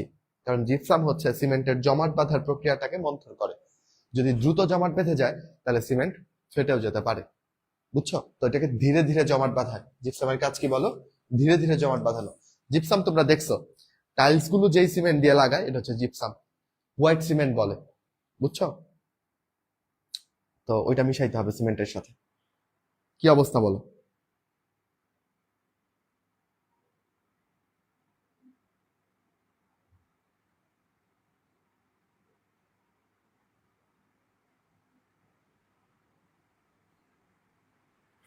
ওকে, লাস্ট যে শিল্প চামড়া ট্যানিং, সেটাতে চলে আসছি। তোমরা অনেকেই আছো যারা এই যে বলছো যে 1 কোটি বছর হলো লাইফ চলতেছে। 1 কোটি বছর কি সত্যি হলো? আমি তো দেখতে পাচ্ছি 1 ঘন্টা 40 মিনিট হলো, তার মধ্যে আবার 10 মিনিট আমাদের সিস্টেম লস হয়েছে, তাই না? তুমি হয়তো বা পড়তে চাও না, কিন্তু অনেকে তো পড়তে চায়। আমি তো বললেই পারি যে সিমেন্ট শিল্প তুমি পড়া নিও, পড়া তুমি ঘরের ডিমও বুঝতে পারবে না। প্রশ্ন আসার সম্ভাবনা কম, কিন্তু যদি একটা আসে, আমার তো খালি খালি এভারেজ স্টুডেন্ট আছে আমার সাথে এরকম না, 2-4টা ভালো স্টুডেন্ট তো আছে, তাদেরকে তো আমার হেল্প করতে হবে। আমি শিক্ষক হিসেবে তো ফাঁকি মারতে পারি না। সমস্যা হচ্ছে যেটুকু কথা বলছি এটা গ্যাসের মতো কম্প্রেস করে 1 ঘন্টায় বলা যায় না। 1 ঘন্টায় পড়ানো যায়, তখন আমাকে কিছু কিছু জিনিস বাদ দিয়ে যেতে হয়। নিজে জানি কিন্তু তোমাকে পড়াচ্ছি না, এভাবে যেতে হয়, বুঝছো? আচ্ছা, যাদের খুব কষ্ট হয় দীর্ঘ ক্লাসে, তারা টেনে টেনে করবা অথবা করবা না, এই। কিন্তু মিনিমাম 2 ঘন্টার ক্লাস অ্যালাউ তোমাকে করতে হবে যদি ভাইয়াকে কেমিস্ট্রি একটা চ্যাপ্টার পড়াইতে দিতে চাও। 5টা চ্যাপ্টারের একটা চ্যাপ্টার পড়ানো হচ্ছে একটা ক্লাস। তুমি যদি মনে করো এটা আধা ঘন্টায় পড়াই দিব, তাহলে এটা পড়ানোর সাথে প্রতারণা হবে। হোয়াট এভার, আসো, কোনটা সিমেন্টের জমাট বাঁধাকে মন্থর করে বলো? তোমরা এটা মাথায় রাখবা যে তোমাদের কমেন্টগুলো, এই কমেন্টগুলো কি তুমি ক্লাসরুমে করতে পারো কিনা। আমি তোমার সামনে ক্লাস নিচ্ছি, তুমি কমেন্টগুলো করতে পারো কিনা, এভাবে চিন্তা করবে, ঠিক আছে? হয়তোবা তোমার চেহারায় আমি চিনি না, তোমার নামে আমি চিনি না, কিন্তু তুমি যখন কমেন্ট করছো তুমি তোমার টিচারের সাথেও কথা বলছো, তো মাথায় রাখবা এটা তোমার একলা কমেন্ট বক্স না, তাই না? কারণ এই সময়টা আমি আগেও বলছি যে এই সময়টা তোমাদের ব্যক্তিত্ব জেনারেট করার সময়, ঠিক আছে? তোমার যে কোনো কিছু নিয়ে ভিউ থাকতেই পারে, পার্সোনালি তুমি আলোচনা করতেই পারো। সব জায়গায় সবভাবে সবকিছু আলোচনা করা যায় না, করলে পরে যেটা হয় তোমাকে মানুষজন বাঁকা ভাবে দেখবে। ওই যে বললাম ব্যক্তিত্ব সম্পন্ন মানুষ হওয়া, এটা আর হয়ে ওঠা হবে না। আমি তোমাদের সবার জন্য অনেক দোয়া করি। কারণ তুমি ভাবতে পারো আমি তোমার বকা দিচ্ছি, মোটেও না, বকা দিচ্ছি না। কিন্তু আমি যদি এই কঠিন কথাগুলো না বলি তাহলে হয়তোবা কেউই আর কোনোদিন তোমাকে বলবে না। দেখা যাবে যে সুযোগ থাকা সত্ত্বেও আমি তোমাকে সঠিক পথটা দেখাইলাম, এরকম হবে। আচ্ছা, মন খারাপ করো না, আমি কাউকে ব্যক্তিগতভাবে কিছু বলি নাই, তোমাদের সবার জন্যই কথা বলেছি। আসো, এটা বলো, কোনটা সিমেন্ট বাধাকে মন্থর করবে? জিপসাম, এটা মন্থর করবে। জিপসামের সংকেত তোমাকে পারতেই হবে। চামড়াকে যখন প্রক্রিয়াজাতকরণ করবা তখন তোমার 2টা উপায় আছে, একটা হচ্ছে প্রি ট্যানিং আর একটা হচ্ছে ট্যানিং।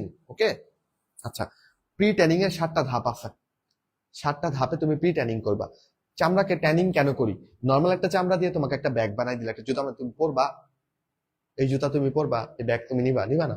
চামড়াকে প্রক্রিয়াজাতকরণ করেই তো এরকম একটা সুন্দর শেপে নিয়ে আসা হয় যেটা আমরা ব্যবহার করতে পারি। তো এরকম আনতে হলে তোমাকে ট্যানিং করতে হবে। প্রথমে আমরা করি হচ্ছে কিউরিং। কিউরিং মানে লবণ দিয়ে চুবানো, 2 ভাবে করতে পারো, আর্দ্র লবণায়ন আর হচ্ছে ব্রাইন কিউরিং। ব্রাইন হচ্ছে সোডিয়াম ক্লোরাইডের একটা সম্পৃক্ত দ্রবণ, বুঝছো? তো দ্রবণের মধ্যে তুমি চুবায় নাড়াইতে পারো সারাদিন, এভাবে তুমি লবণ যুক্ত করতে পারো। যে ব্রাইনের মধ্যে কি থাকে দেখো।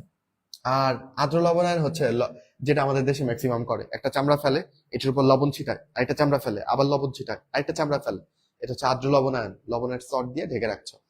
এরপর লবণ কেন দিলাম? এটা চামড়াকে একটু দীর্ঘস্থায়ী করে, একটা প্রিজারভেটিভের মতো কাজ করে, ইনস্ট্যান্ট নষ্ট হইতে দেয় না, এই আর কি, বুঝছো? এরপর তুমি সোক করবা, পানিতে ভিজাবা। লবণটা তো অ্যাবজর্ব যা করার করছে, বাকিটুকু পানি দিয়ে ধুয়ে, রক্ত টক্ত যা লেগে থাকবে, ময়লা লেগে থাকবে, এগুলো ধুয়ে ফেললে পরে তুমি চুন দিবা। ভাই, চামড়াতে কেন চুন দিব? কারণ এরপরে আমরা কিছু এজেন্ট যুক্ত করব, যেসব এজেন্টের জন্য এই চুনটা দরকার। আমরা তাহলে এরপর চুন যুক্ত করলাম, চুন দেওয়ার পরে আমরা শার্পেনিং এজেন্ট দিব। শার্পেনিং এজেন্টটাকে শার্প করবে। শার্পনিং এজেন্ট কোনগুলো, এগুলো তোমার একটু পড়তে হবে। সোডিয়াম সালফাইড, সোডিয়াম সায়ানাইড, এবং জৈব অ্যামিন, জৈব যৌগ যদি কেউ ভালো মতো কোটায় কোটায় পড়ো, ওইখানে লেখা আছে যে জৈব অ্যামিন গুলো চামড়া শিল্পে লোম দূরীভূতকরণে ব্যবহৃত হয়। তাহলে এটা একটা শার্পনিং এজেন্ট। এটা দিলে যেটা হয়, এই শার্পনিং এজেন্ট গুলো দিলে ওরা লোমের মধ্যে থাকা যে সিস্টিন অ্যামাইনো অ্যাসিড আছে, এগুলোর সালফার সালফার ডায়মন্ড গুলো ভেঙে দেয়, বুঝছো? এই যে এটা ভেঙে দেয়, ফলে লোমগুলো অনেক নরম হয়ে যায়। এরপর তুমি একটা ভোঁতা ছুরি দিয়ে যদি লোমগুলোতে এরকম করে টান দাও, দেখবা চামড়ার লোমগুলো খুব সহজে উঠে যাচ্ছে, নর্মালি দিলে উঠতো না। তাহলে আগে একটু চুন দিয়ে নিয়ে এই তিনটা শার্পনিং এজেন্ট দিবা, একটু সোডিয়াম সালফাইড, সোডিয়াম সায়ানাইড অথবা জৈব অ্যামিন দিবা, তাহলে লোমগুলো সহজে উঠে যাবে। একটা কাজ হয়ে গেল। ওকে, চর্বি টর্বি সরে যাবে। এই তারপর তুমি কি করবা? লোম দূরীভূত করলা। ওকে, আচ্ছা, এরপর দেখো চুন। আর কি দরকার আছে চুনের? চুন দিছিল যেন শার্পনিং এজেন্ট গুলো ভালো মতন ঢুকছে, ওদের কাজও শেষ, লোমও দূরীভূত হয়ে গেছে। এখন অতিরিক্ত চুন যেন দূরীভূত হয়ে যায়, তাই তুমি অ্যামোনিয়াম ক্লোরাইড বা অ্যামোনিয়াম সালফেট এগুলো দিবা। এটা তুমি একটু পড়ার সময় নিজে যদি একটু ধরো পাশে নিজে নিজে লিখে লিখে পড়ো, এটা নোটের মতো বানাই ফেলো, সবচেয়ে বেস্ট হবে। ঠিক আছে? ভাই যেগুলো দাগাই দিচ্ছে ওই কথাগুলো। চামড়া শিল্পে চুন দূরীকরণে অ্যামোনিয়ামের লবণ ব্যবহার করি আমরা। ওকে, এরপর বেটিং করবা। বেটিং কি দিয়ে করি আমরা? ট্রিপসিন এবং কাইমোট্রিপসিন এই এনজাইম গুলো দিয়ে বেটিং করি। আচ্ছা, বেটিং করা মানে কি, কেন করতেছি? এনজাইম দিচ্ছি কারণ এখানে যে প্রোটিন গুলো থাকবে, ওই প্রোটিন আমার তো দরকার নাই, আমার দরকার ফাইবার গুলো, কোলাজেন ফাইবার গুলো। তো কোনো মাংস টাংস যদি থেকে থাকে এখনো, হ্যাঁ, বা চামড়ার যে প্রোটিনটা আছে এগুলো যেন গলে যায়, এই জন্য আমরা প্রোটিওলাইটিক এনজাইম গুলো দেই, ট্রিপসিন, কাইমোট্রিপসিন। পরে আমরা কি করবো? আচার বানাবো। আচার মানে কি? পিকলিং করা। ওকে,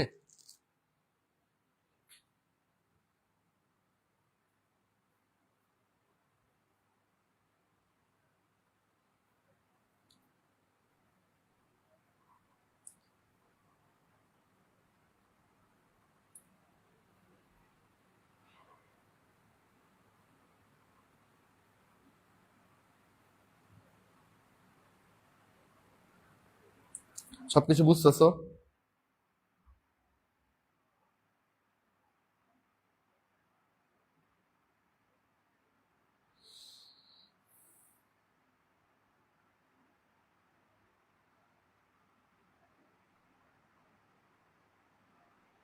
চাইনাকে ক্লে সিমেন্ট তৈরিতেও দিতে হয় কেন? সিমেন্টে তুমি চাইনা ক্লে যদি দিয়ে দাও, এখানে কি কি অক্সাইড পেয়ে যাচ্ছ? দেখো চাইনা ক্লের মধ্যে কি কি থাকে। চাইনা ক্লেতে থাকে হচ্ছে তোমার সিলিকা থাকে, ক্যালসিয়ামের অক্সাইড থাকে, আর পানি থাকে, তাই না? তো চাইনা ক্লে দিলে আসলে তোমার এখানে কাদামাটি দিলে সিলিকার কাজটা হয়ে যাচ্ছে, আলাদা করে বালি না দিয়ে তুমি চাইনা ক্লেও দিতে পারো, এরকম আর কি। ঠিক আছে? আচ্ছা, পিকলিং, তাহলে আচার কেমনে বানাবা? আচার বানাইতে কি টক বানাইতে হবে না? তাহলে এখানে অ্যাসিড দিবা। কি অ্যাসিড দিবা বলো? সালফিউরিক অ্যাসিড, বুঝছো?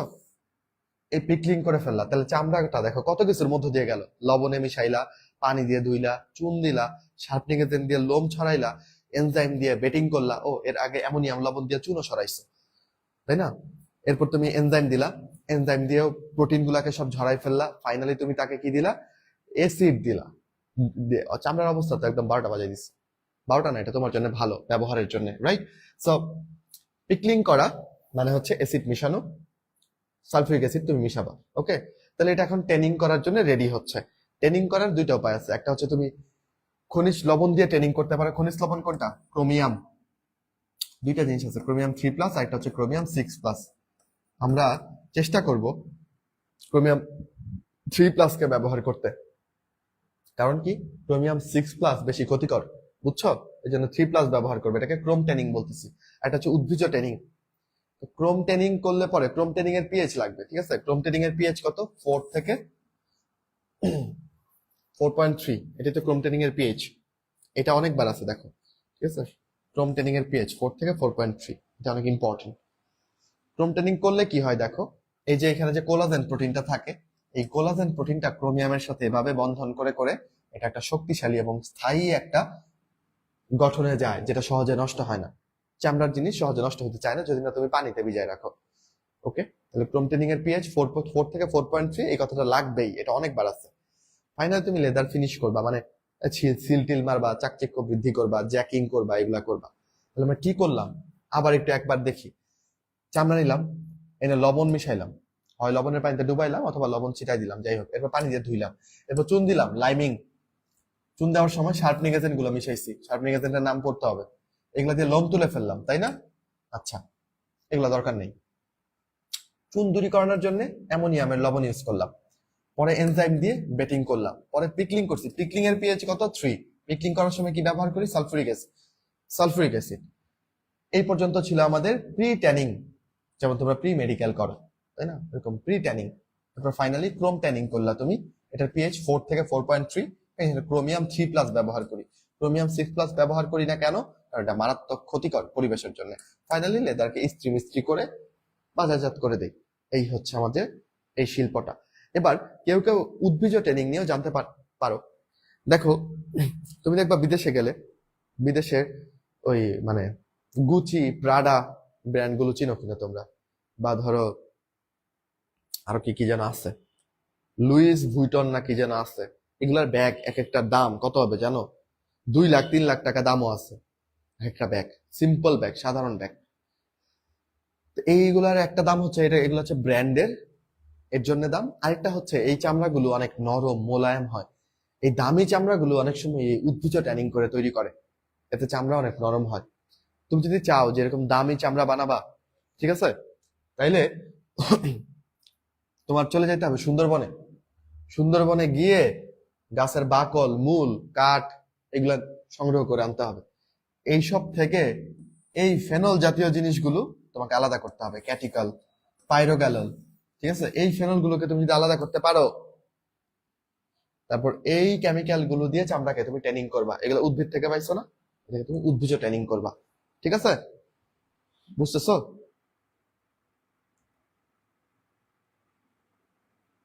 ওকে, তাহলে আমাদের ট্যানিং পড়া শেষ। আমরা সবগুলো শিল্প পড়ে ফেললাম। একটু মনে করো কি কি পড়লাম।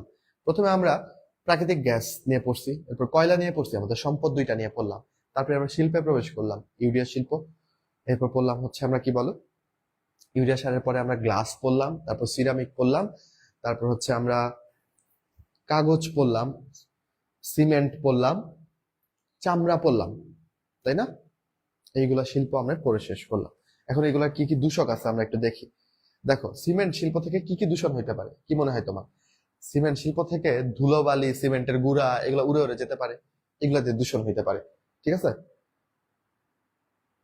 তাহলে এখান থেকে কি পড়বা? দাঁড়াও, এই বোল্ড কালার লাইনগুলো একটু পড়বা, যেখানে কঠিন সূক্ষ্ম কণাগুলো বাতাসে ছড়িয়ে পড়ে এগুলা দূষণ করে। সিমেন্ট শিল্প থেকে carbon dioxide, sulphur dioxide, carbon monoxide, nitrogen oxide এগুলা বের হয়ে দূষণ করে। ঠিক আছে, ইউরিয়া শিল্প থেকে কি কি দূষণ হবে? আচ্ছা, এটার জন্য একটা ছক আছে, ছক থেকে পড়ি। যারা শিল্পগুলো জানবে তারা শিল্পের দূষকগুলো বুঝবে। যেমন ধরো আমি যদি বলি চামড়া শিল্পে দূষকে সালফুরিক অ্যাসিড থাকে, তোমার মাথায় তখন খেলে যাবে, হ্যাঁ, চামড়াকে প্রিটেনিং এর সময় লাস্টের স্টেপে পিকলিং করছিলাম, সেখানে সালফুরিক অ্যাসিড ব্যবহার করেছিলাম, তাহলে চামড়া শিল্পের দূষক হিসেবে সালফুরিক অ্যাসিড থাকবে। চুন দূরীকরণে অ্যামোনিয়ামের লবণ ব্যবহার করছিলাম, তাহলে এখানে চামড়া শিল্পের দূষকের মধ্যে অ্যামোনিয়ামের লবণ থাকবে, তাই না? শার্পনিং এজেন্ট রূপে সোডিয়াম সালফাইড ব্যবহার করছিলাম, তাহলে চামড়া শিল্পের দূষকের মধ্যে এটা থাকবে। বুঝতেছো? তাহলে শিল্পটা জানলে দূষক কোনটা ধারণা করা ইজি হয়। আচ্ছা, এটাই বোধহয় গতবার আসছিল নাকি? বাতাসে এটা আসলো, কোনটা আসলো? আচ্ছা, 20 ppm হাইড্রোজেন সালফাইড গ্যাস 20 ক্রিয়া মানুষের মৃত্যু ঘটতে পারে। বাতাসে যদি 20 ppm হাইড্রোজেন সালফাইড থাকে, এটাতে মানুষের বিষক্রিয়া হয়ে মরতে পারে মানুষ। আচ্ছা, চামড়া শিল্পের কঠিন দূষক কোনটা? ক্রোমিয়াম, লবণ। এই চামড়া শিল্পের বর্জ্যগুলোকে খাওয়াই দেওয়া হয় কাদের জানা? পোল্ট্রি শিল্পে, মানে মুরগিকে। এগুলোতে অনেক প্রোটিন থাকে, তো মুরগি খেয়ে তরতর করে বড় হয়। সমস্যা হচ্ছে এগুলোর মধ্যে ক্রোমিয়ামের লবণ থাকে। তো ক্রোমিয়াম লবণগুলো, ক্রোমিয়াম আয়নগুলো মুরগির মজ্জা থেকে জমা থাকে। ছোটবেলায় আমি যখন মুরগির হাড্ডি খাইতাম, আমার মা বলতো এই ভালো মতন চিবায় খা, ভেতরে যে ওই মজ্জাটা আছে এটাও খা, এটাও পুষ্টি। পরে বড় হয়ে জানতে পারলাম যে না, এটা আসলে পুষ্টি না। এটা আসলে ওই যে চামড়া শিল্পের দূষকগুলো খাওয়ায়, অনেকেই খাওয়ায়, অনেক অসাধু ব্যবসায়ী, এগুলোর মধ্যে আসলে ক্রোমিয়াম জমা থাকে। তাহলে এখন আমি কি করি? আমার মায়ের কথা শুনি না, আমি হাড্ডিটা আর ভালো মতন চিবাই খাই না, ফেলাই দিই। বুঝছো? এই সব ক্লিয়ার কিনা বলো?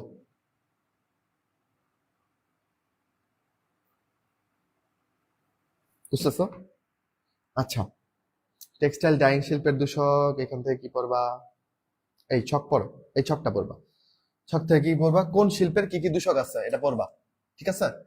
চুনা পাথর এটা কোন শিল্প থেকে যাবে? সিমেন্ট বানাইতে চুনা পাথর লাগে, এখানে যাবে, ঠিক আছে? তারপর ধরো আমি যদি বলি আহ আচ্ছা, এখানে চুনা পাথর আছে, ইউরিয়া শিল্প। আমি যদি তোমাকে কি বলি সোডিয়াম সালফাইড, তাহলে চামড়া শিল্প বুঝে ফেলবা। বিভিন্ন রঞ্জক পদার্থ, যে সোডিয়াম সালফাইড ডাইং শিল্পেও আছে, সোডিয়াম সালফাইড চামড়া শিল্পেও আছে। তাহলে এখানে একটু রিলেট করে করে পড়ার চেষ্টা করবো। উড়ন্ত ছাই এটা কই থেকে যাবে? সিমেন্ট শিল্প থেকে ছাই যাবে, বুঝতেছো? আচ্ছা, ক্ষতিকর প্রভাবটাও বলবা। যেমন ধরো তোমাকে যদি বলে যে খাদ্য শৃঙ্খলে ভারী ধাতু প্রবেশ করে মানুষের দেহে ক্যান্সার, বিভিন্ন মারাত্মক রোগ সৃষ্টি করে, কার কথা বলতেছে? ক্রোমিয়ামের কথা বলতেছে। মানে এটা কি?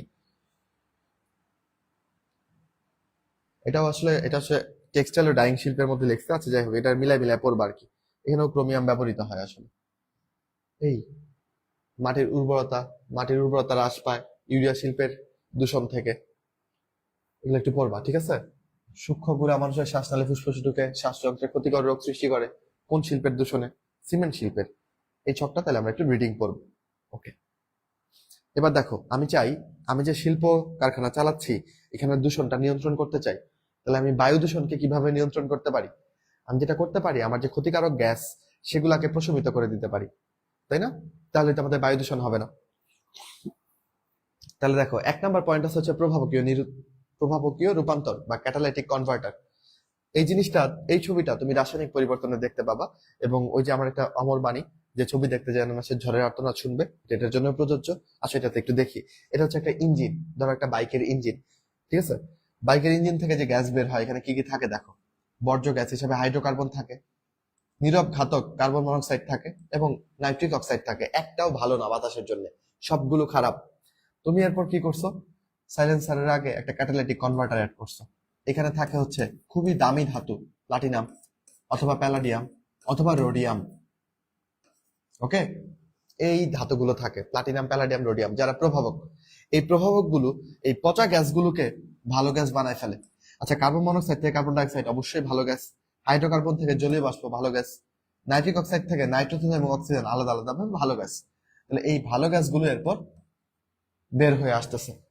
পুরোনো আমলের তুমি একটা গাড়ি যদি দেখো বা ট্রাক যদি দেখো, দেখবো ওরা কালো মেঘ বানায় ভরে ফেলে। কারণ ওদের পাইপ দিয়ে যেটা বের হয় এগুলো সব হচ্ছে এই যে বর্জ্য গ্যাস হিসেবে এগুলা বের হয়, hydrocarbon, carbon monoxide, nitrogen dioxide, অদহনযোগ্য কার্বন কণা, এগুলা বের হয়। কিন্তু আধুনিক বা নতুন মডেলের গাড়ি বা বাইকের মধ্যে তুমি কিন্তু দেখবে ধোঁয়া বেরোচ্ছে না, তাই না? ধোঁয়া বেরোচ্ছে না। কারণ কি? সবার ক্যাটালাইটিক কনভার্টার থাকে, সবাই হচ্ছে এই পচা জিনিসগুলোকে এই ভালো জিনিস করে বের করে, ফলে আমাদের বায়ু দূষণটা কমে। তাহলে এইটা একটা উপায়, এভাবে তুমি বায়ু দূষণ হ্রাস করতে পারো, বুঝছো? ভাই দেশি মুরগির গুলা খাওয়া যায়? হ্যাঁ, দেশি মুরগি তো আর কেউ তো দেশি মুরগিকে ক্রোমিয়ামের লবণ খাওয়ায় না। এগুলার হাড্ডি চিবাই খাইতে পারো, এতে তো মজ্জাই থাকে না। আর এদের হাড্ডি শক্ত, ভাঙাও যায় না, তাই না? তাও চেষ্টা করতে পারো।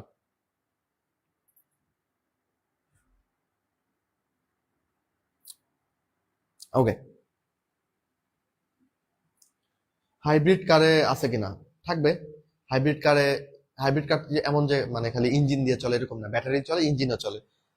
তো ব্যাটারিতে চললে কিছু নির্গত হয় না, বাট যখন ইঞ্জিন দিয়ে চলবে তখন তো এই গ্যাসগুলো নির্গত হবে। তাহলে হাইব্রিড কারেও ক্যাটালাইটিক কনভার্টার থাকবে। ওকে, আচ্ছা। আচ্ছা, এটা একটা উপায় গেল। আরেকটা হচ্ছে দূষক গ্যাস যেটা বেরোচ্ছে এটাকে দ্রবীভূত করে ফেলা। বাচ্চারা, কে আমাকে বলতে পারবা ইফ্লুয়েন্ট মানে কি? ইফ্লুয়েন্ট, আরেকটা হচ্ছে ফ্লু গ্যাস। দুইটা জিনিসের মানে কি? ইফ্লুয়েন্ট বা ফ্লু গ্যাস, দুইটার মানে কি? ইফ্লুয়েন্ট মানে হচ্ছে তরল বর্জ্য, ভুলো না প্লিজ। ইফ্লুয়েন্ট শব্দটা অনেকবার আছে।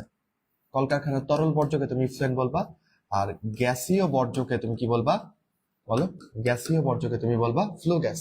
ওকে, আচ্ছা। ফ্লু গ্যাসের মধ্যে কোনটা থাকে? Sulphur dioxide. আমি এখন পড়তেছি বায়ু দূষণ থেকে কিভাবে বাঁচানো যায়, তাই আমি ইফ্লুয়েন্ট নিয়ে কথা বলতেছি না, আমি ফ্লু গ্যাস নিয়ে কথা বলতেছি। ওকে, এখানে দেখো একটা প্ল্যান্টের কথা বলছে, যেটা হচ্ছে এফজিডি প্ল্যান্ট। এটার ফুল মিনিং কি? এফ দিয়ে হচ্ছে ফ্লু, জি দিয়ে হচ্ছে গ্যাস, আর ডি দিয়ে হচ্ছে ডিসালফারাইজেশন। ডিসালফারাইজেশন মানে কি বলো? সালফারকে সরানো। তাহলে এই ফ্লু গ্যাস থেকে সালফার ডাইঅক্সাইডকে আলাদা করে ফেলবা যেই প্ল্যান্টের মাধ্যমে, সেটা হচ্ছে ফ্লু গ্যাস ডিসালফারাইজেশন। এখানেই পড়াই। মনে করো তোমার একটা কারখানা আছে, এটা তোমার সেই কারখানা। এটা হচ্ছে এই পাইপ দিয়ে প্রচুর পরিমাণে কি বেরোচ্ছে? সালফার ডাইঅক্সাইড বেরোচ্ছে। তুমি এটাকে বায়ুমণ্ডলে ছেড়ে না দিয়ে তুমি একটা ব্যবস্থা করতে পারো। কি ব্যবস্থা ভাই? এটাকে তুমি একটা পাইপের মধ্য দিয়ে, ঠিক আছে, সালফার ডাইঅক্সাইডকে তুমি একটা চেম্বারে এনে বন্দি করলা। এটা তোমার সেই চেম্বার। এই চেম্বারের মধ্যে অলরেডি রাখা আছে ক্যালসিয়াম কার্বনেট। কি রেখে দিছে বলো? চুনা পাথর রেখে দিছে। ওকে, ক্যালসিয়াম কার্বনেট। তাহলে যখন এখানে সালফার ডাইঅক্সাইড আসবে তখন চুনা পাথরের সাথে বিক্রিয়া করবে। বিক্রিয়া করে সে কি তৈরি করবে জানো? ক্যালসিয়াম সালফেট প্লাস, না, ক্যালসিয়াম সালফেট কিন্তু 2 অণু পানি তৈরি করে, যেটাকে তুমি কি বলতেছো? জিপসাম। যেটা তোমার খুবই দরকারি জিনিস, ঠিক তো? তাহলে তুমি যদি সিমেন্ট শিল্প বানাইতে চাও, তোমার কিন্তু জিপসাম কেমনে বানানো যায় এটাও শিখে রাখা দরকার। এবং এইভাবে আমরা আসলে বাই প্রোডাক্ট হিসেবে জিপসাম পাচ্ছি। আমাদের মেইন উদ্দেশ্য ছিল দূষিত গ্যাসকে আলাদা করে ফেলা, সালফার ডাইঅক্সাইডকে কোনোভাবেই বায়ুমণ্ডলে মুক্ত হতে না দেওয়া। আমরা এই কাজ করতে গিয়ে ভালো কাজের পুরস্কার স্বরূপ জিপসাম পেয়ে যাচ্ছি।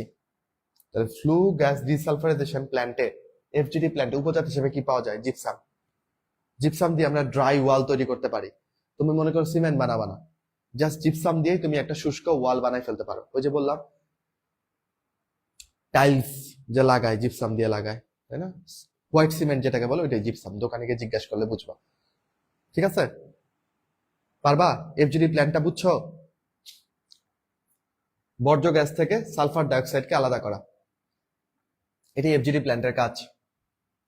ওকে, এরপর এখানে যে গ্যাসটা থাকবে এটা তুমি বাইর করে দাও। এখানে আর সালফার ডাইঅক্সাইড নেই, কারণ সালফার ডাইঅক্সাইড অলরেডি বিক্রিয়া করে ফেলছে, জিপসাম বানাই ফেলছে। ক্লিয়ার কিনা বলো? একটু জানো।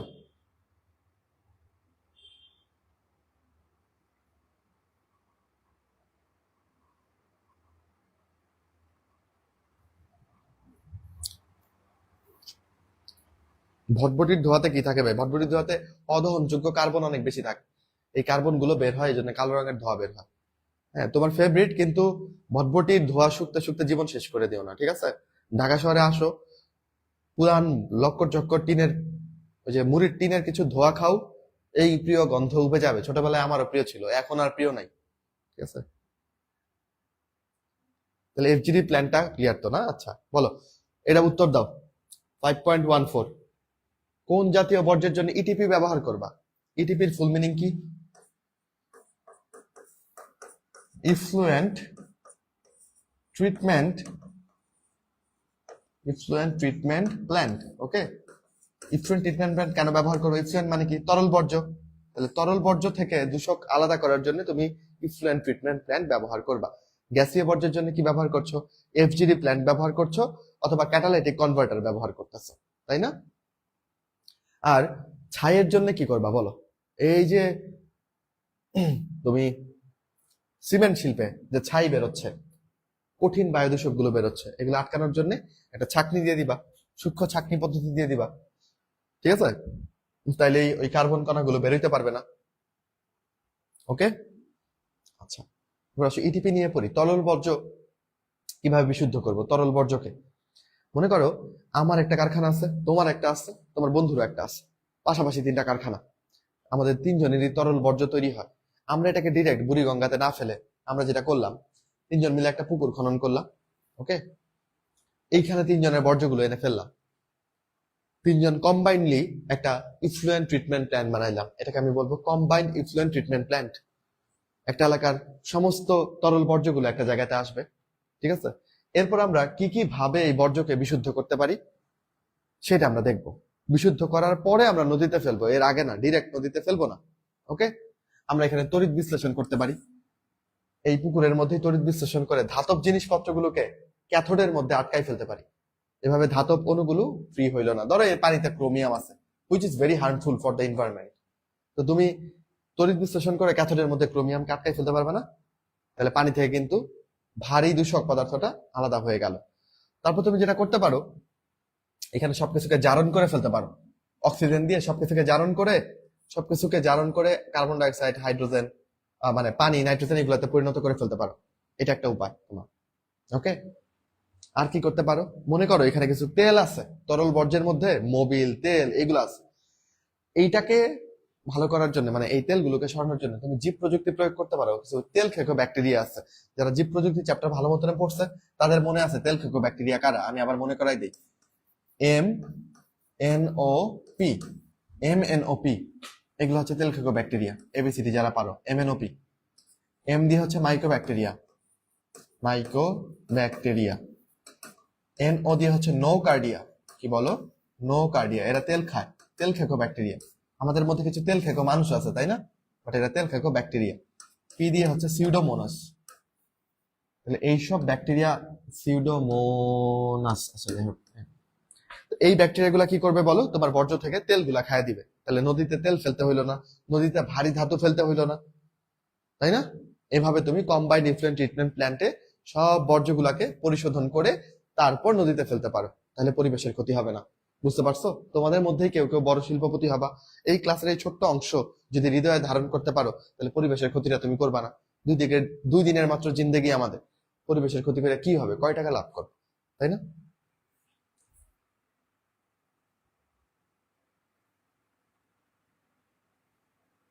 বলো, বুঝছো কিনা? ইফ্লুয়েন্ট ট্রিটমেন্ট প্ল্যান্টের কাহিনীটা বুঝছো কিনা? বা combined effluent treatment plant, CETP, এটা মানেটা বুঝছো কিনা? পড়াই দিচ্ছি, পরীক্ষাতে আসবে দেখবা যে অনেকে আকাশের দিকে তাকায় আছে। নিজে একবার পড়ো নাই, নিজে মনোযোগ দিয়ে শুনো নাই। ইটিপি কি, FGD কি, ফুল মিনিং না জানলে এগুলো কি বোঝা যাবে? বলো, কে কে বুঝছো? আচ্ছা, তোমরা অনেকে চিন্তা করতে পারো, ভাই 2 ঘন্টা ক্লাস করে ফেলছি, এনার্জি নাই। আমি জাস্ট তোমারে বলি, আজকে এটা আমার কত নাম্বার ক্লাস জানো? 5ম ক্লাস। আজকে মাইমিসিং অফলাইনে আমার ক্লাস ছিল, তাই আমি মাইমিসিং অবস্থান করছি। 4টা ক্লাস আমি নিয়েছি অলরেডি, 5ম ক্লাস হিসেবে এটা নিচ্ছি। খুব বেশি কি বোঝা যাচ্ছে? খুব বেশি বোঝা যাচ্ছে না, তাই না? আচ্ছা, আহ, মানে ডেফিনেটলি পড়ার থেকে ক্লাস নেওয়া একটু বেশি কষ্ট। যখন তুমি ক্লাস নেওয়া তখন বুঝতে পারবে, ঠিক আছে? তো যখন এই টাইমটাতে আমরা আমাদের টিচার হিসেবে আমরা আমাদের লিমিট একদম সর্বোচ্চ চূড়ায় আমাদেরকে পুশ করি, প্রচুর খাটতে হয়, অনেক কিছু দায়িত্ব, কোনো দায়িত্বে যেন কোনো গাফিলতি না থাকে, সবকিছু ঠিকঠাক মতো করি। কিন্তু তোমরা নিজেদের জন্য খাটতেছো, বাট স্টিল দায়িত্বে গাফিলতি করো, তখন আমাদের কষ্ট লাগে যে আমরা আমরা কষ্ট করে পড়াচ্ছি, তোমরা কেন পড়বা না? আচ্ছা, আসো, আমরা চ্যাপ্টারের খুব শেষ দিকে আছি, টেনশনের কোনো কারণ নাই। আমরা চাই পরিবেশ দূষণ না হোক, এটা আমাদের বিগ কনসার্ন, বুঝছো? তাহলে আমরা রিডিউস ওয়াস্ট, 3টা আর মানবো, ঠিক আছে? আর দিয়ে হচ্ছে রিডিউস ওয়াস্ট, মানে বর্জ্যকে হ্রাস করবো, যেন বর্জ্য কম হয়। রিইউজ করব, রিসাইকেল করব। ওকে,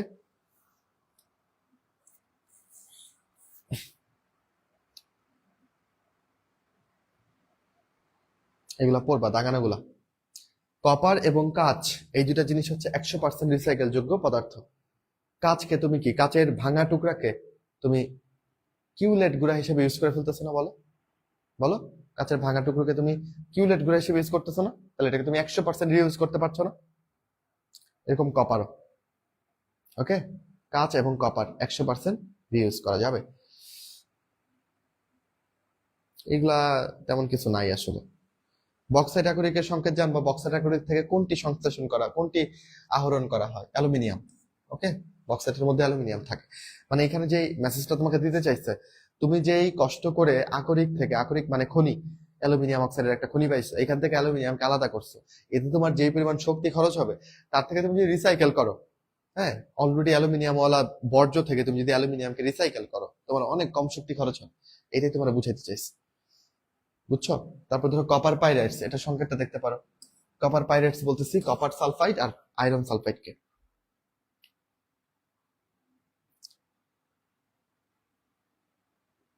এই তো, ইট খোলার বায়ু দূষণ পর্যবেক্ষণ আমরা আপাতত করব না। আমরা চান্স পেয়ে গেলে, আমাদের যখন অফুরন্ত সময়, তখন ইট খোলাতে গিয়ে বায়ু দূষণ না হয় পর্যবেক্ষণ করব। রিসাইক্লিং কি? কি করা বলো? পদার্থের নতুন চক্র তৈরি করা না, পদার্থকে বিশুদ্ধ করা না, পরিত্যক্ত পদার্থকে পুনর্ব্যবহার করা, তাই না? উত্তর হবে সি নাম্বারটা। কয়লা ভিত্তিক বিদ্যুৎ কেন্দ্র আমাদের দেশেও একটা আছে। ওকে, কয়লা দিয়ে বিদ্যুৎ বানানো, এটার কি কি সুবিধা আছে, কি কি অসুবিধা আছে, হেডিং গুলা পড়বা। এবং কয়লা সহজে পাওয়া যায়, তাহলে সহজলভ্য জ্বালানি। কয়লা থেকে তাপ শক্তি মোটামুটি ভালোই পাওয়া যায়। কাঁচামালের মূল্য, কয়লার মূল্য খুবই কম, গ্যাসের তুলনায় কয়লার মূল্য কম। নর্মালি আমরা গ্যাস দিয়ে বিদ্যুৎ বানাই, বুঝছো? আচ্ছা, পরিবহন সুবিধা যদি থাকে তাহলে ভালো, এগুলো রিডিং করবা। ওকে, অসুবিধা কি? কয়লা খনি থেকে খালি যদি কয়লা তুলতে থাকো, ওই এলাকার মাটি ভূমিধসের সম্ভাবনা থাকে, কারণ নিচ থেকে তুমি তো জিনিসপত্র তুলে ফেলতেছো, মাটি ধাপ করে দেবে যেতে পারে। তারপর তুমি কয়লা পরিবহনের সময় এইখান থেকে ছাই বেরোবে, কয়লা ছড়াই পড়বে, আশেপাশের পরিবেশ নষ্ট করবে, এগুলো ঝামেলা। ওকে, চলে আসলাম লাস্ট টপিক এবং ইম্পর্টেন্ট টপিক, ন্যানো পার্টিকেল। এটা পড়লে আমাদের ক্লাসটা শেষ। ওকে, চল।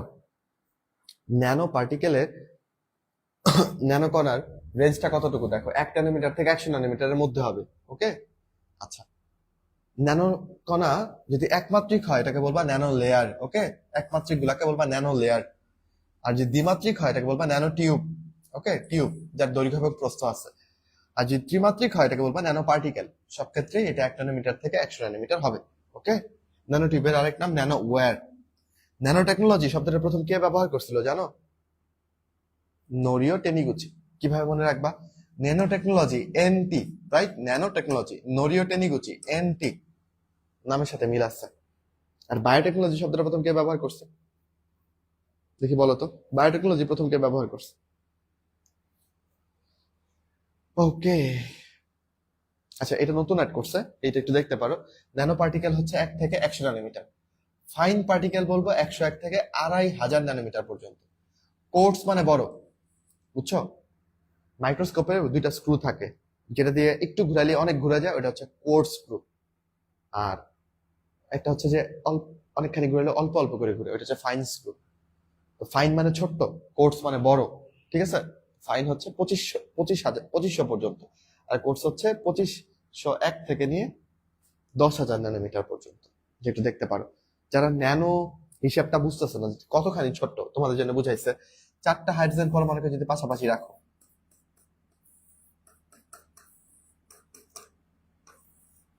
তাইলে বলো এটা কতটুকু হবে? এটা হচ্ছে 1 ন্যানোমিটার। ওকে, এইটুকু 1 ন্যানোমিটার। একটা ব্যাকটেরিয়ার দৈর্ঘ্য কত দেখো? 1000 ন্যানোমিটার। এটাকে তুমি কি বলতে পারো? 1 মাইক্রোমিটার। 1000 ন্যানোমিটার মানে কত? 1 মাইক্রোমিটার ব্যাকটেরিয়ার দৈর্ঘ্য। মানুষের চুলের একটা ব্যাস কত দেখো? 50,000 ন্যানোমিটার। যেটাকে তুমি বলতে পারো 50 মাইক্রোমিটার। তাই না? চুলের ব্যাস 50 মাইক্রোমিটার। ওকে, আচ্ছা, ন্যানো পার্টিকেলের বৈশিষ্ট্য দেখি। দেখো, হাইড্রোজেন পরমাণুর তুলনায় ন্যানো কণা কত গুণ বড়? 13.5 থেকে 1350 গুণ বড়। সিজিয়াম এটা একটা বড় পরমাণু, তাই এটার তুলনায় অত বেশি বড় না। এটার তুলনায় 1.9 থেকে 109 গুণ বড়। সংখ্যাগুলা কঠিন কিছু না। এটা 13.5, সেটাকে 100 দিয়ে গুণ করলে কত হবে? 1350। 1.9 100 দিয়ে গুণ করলে কত হবে? 190। ঠিক আছে, তো সিজিয়ামের ক্ষেত্রে 1.9 মনে রাখো, হাইড্রোজেনের ক্ষেত্রে 13.5 মনে রাখো, পরে 100 দিয়ে গুণ করে বাকিটা পাবা।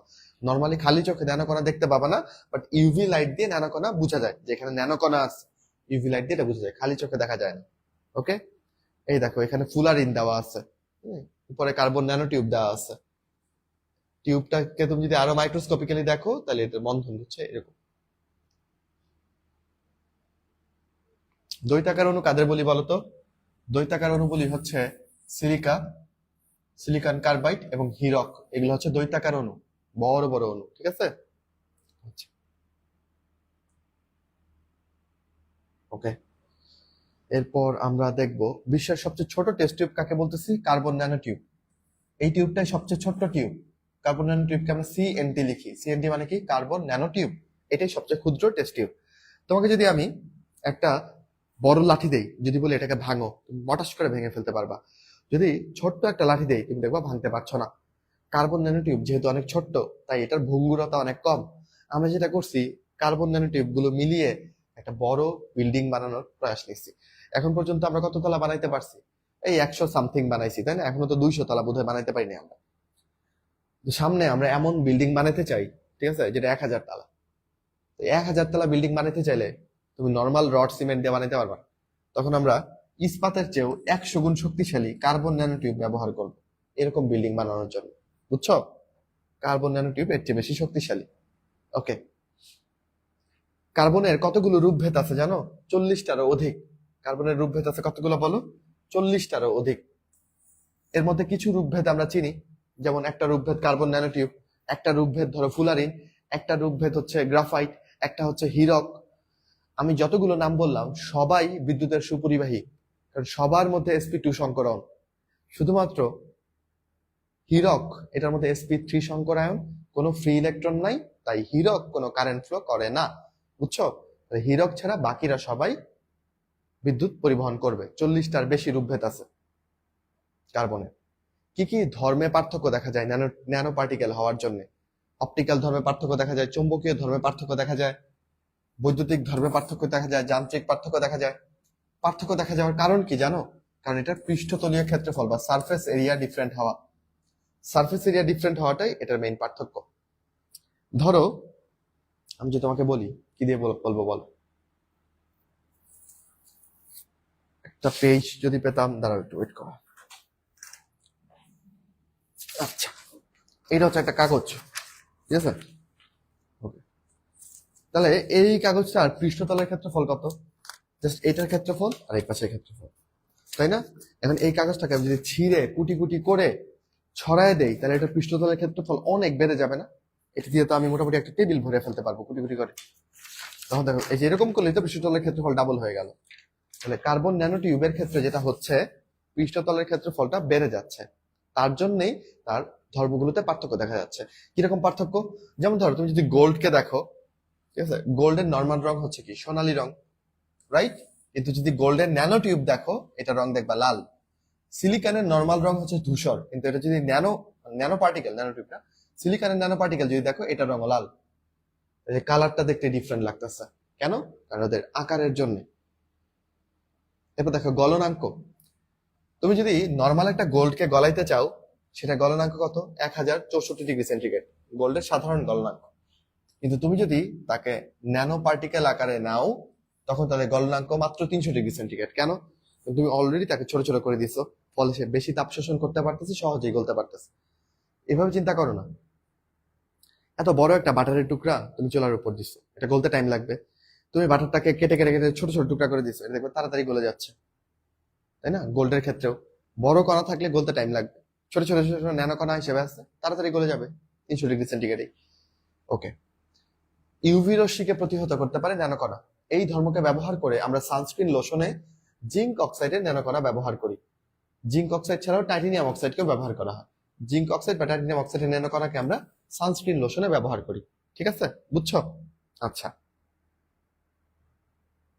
আচ্ছা, এগুলা একটু রিং করে ফেলবা। বিদ্যুতের সুপরিবাহিতা হয়, ন্যানোকণা ভালো করে কারেন্ট ফ্লো করতে পারে। যেমন দেখো কার্বন ন্যানোটিউব গ্রাফাইটের তুলনায় বেশি। ন্যানোটিউবটা তো ন্যানোকণা, গ্রাফাইট তো ন্যানোকণা না। গ্রাফাইট কি তুমি দেখছো জীবনে? পেন্সিলের যে নিবটা দিয়ে লিখো, ওইটা কিন্তু গ্রাফাইট, বুঝছো? তাহলে গ্রাফাইটের তুলনায় ন্যানোটিউব অনেক বেশি বিদ্যুৎ সুপরিবাহী হয়, তাহলে ন্যানোকণা বেশি পরিবহন করে, বুঝছো? এই যে গ্রাফিন, এটাও একটা ন্যানোকণা, এটাও অনেক বেশি কারেন্ট ফ্লো করতে পারে। এবার 5.1 উত্তর দাও। কার্বন, আচ্ছা, ন্যানো পদার্থের অপটিক্যাল, চুম্বকীয় বা বৈদ্যুতিক ধর্মে পরিবর্তন দেখা যায় কিসের কারণে? আমি তো বুঝে ফেলছি, কণার তরলের ক্ষেত্রফলটার জন্য এই পরিবর্তনটা দেখা যাচ্ছে। পারলাম। শিল্পে ন্যানোকণার কি কি ব্যবহার আছে? প্রভাবক হিসেবে, প্রভাবকের পরিমাণ বিক্রিয়াতে লাগে খুব অল্প, অল্প প্রভাবক দিলে বিক্রিয়া হয়ে যায়, বুঝছো? তো আমরা, যেমন ধরো গোল্ড বা প্লাটিনাম, এগুলো খুব দামি জিনিস। তুমি যদি এগুলো ন্যানো কণা ইউজ করো, তাহলে অল্প দিলেই প্রভাবকের কাজটা এরা করে দিতে পারে। ক্লিয়ার? তাহলে আমি গোল্ডের নর্মাল গোল্ড না কিনে যদি ন্যানো কণা কিনি, আমার টাকাও কম লাগবে, পরিমাণও কম লাগবে। এখানে একটা সম্ভাবনা দেখা যাচ্ছে। পানি বিশোধন করতে আমরা ন্যানো কণা ব্যবহার করি। এখানে একটা ট্রিকি জায়গা আছে, চলো ধরে দেই তোমাকে। যদি বলে কার্বন টেট্রাক্লোরাইড দিয়ে যে পানি দূষিত হয়েছে, সেটাকে বিশুদ্ধ করার জন্য কি ব্যবহার করবা? আয়রনের ন্যানো কণা। আর যদি আর্সেনিক দিয়ে দূষিত হয়, তাহলে আয়রনের অক্সাইডের ন্যানো কণা, দুইটা ডিফারেন্ট। কার্বন টেট্রাক্লোরাইড দিয়ে দূষিত হয়েছে, তাহলে হচ্ছে আয়রন। আর্সেনিক দিয়ে দূষিত হয়েছে, আয়রন অক্সাইড। ঠিক আছে, আর্সেনিক দিয়ে হইলে অক্সাইড দিয়ে, আয়রন অক্সাইডের ন্যানো কণা দিয়ে তুমি এটাকে বিশুদ্ধ করবা। ব্যাকটেরিয়ার প্রতিরোধে ন্যানো সিলভার। এই তোমরা কি লাইফ বয়ের অ্যাড দেখছো? লাইফ বয়ের অ্যাডের একটা অ্যাড দিত, ওই যে অজয় দেবগান আর হচ্ছে নাম কি ওর? কাজল। হ্যাঁ, ওদের বাচ্চাকে ওরা বুঝাচ্ছে যে এখানে আছে সিলভারের ন্যানোকণা, যেটা তোমাকে বাঁচাবে।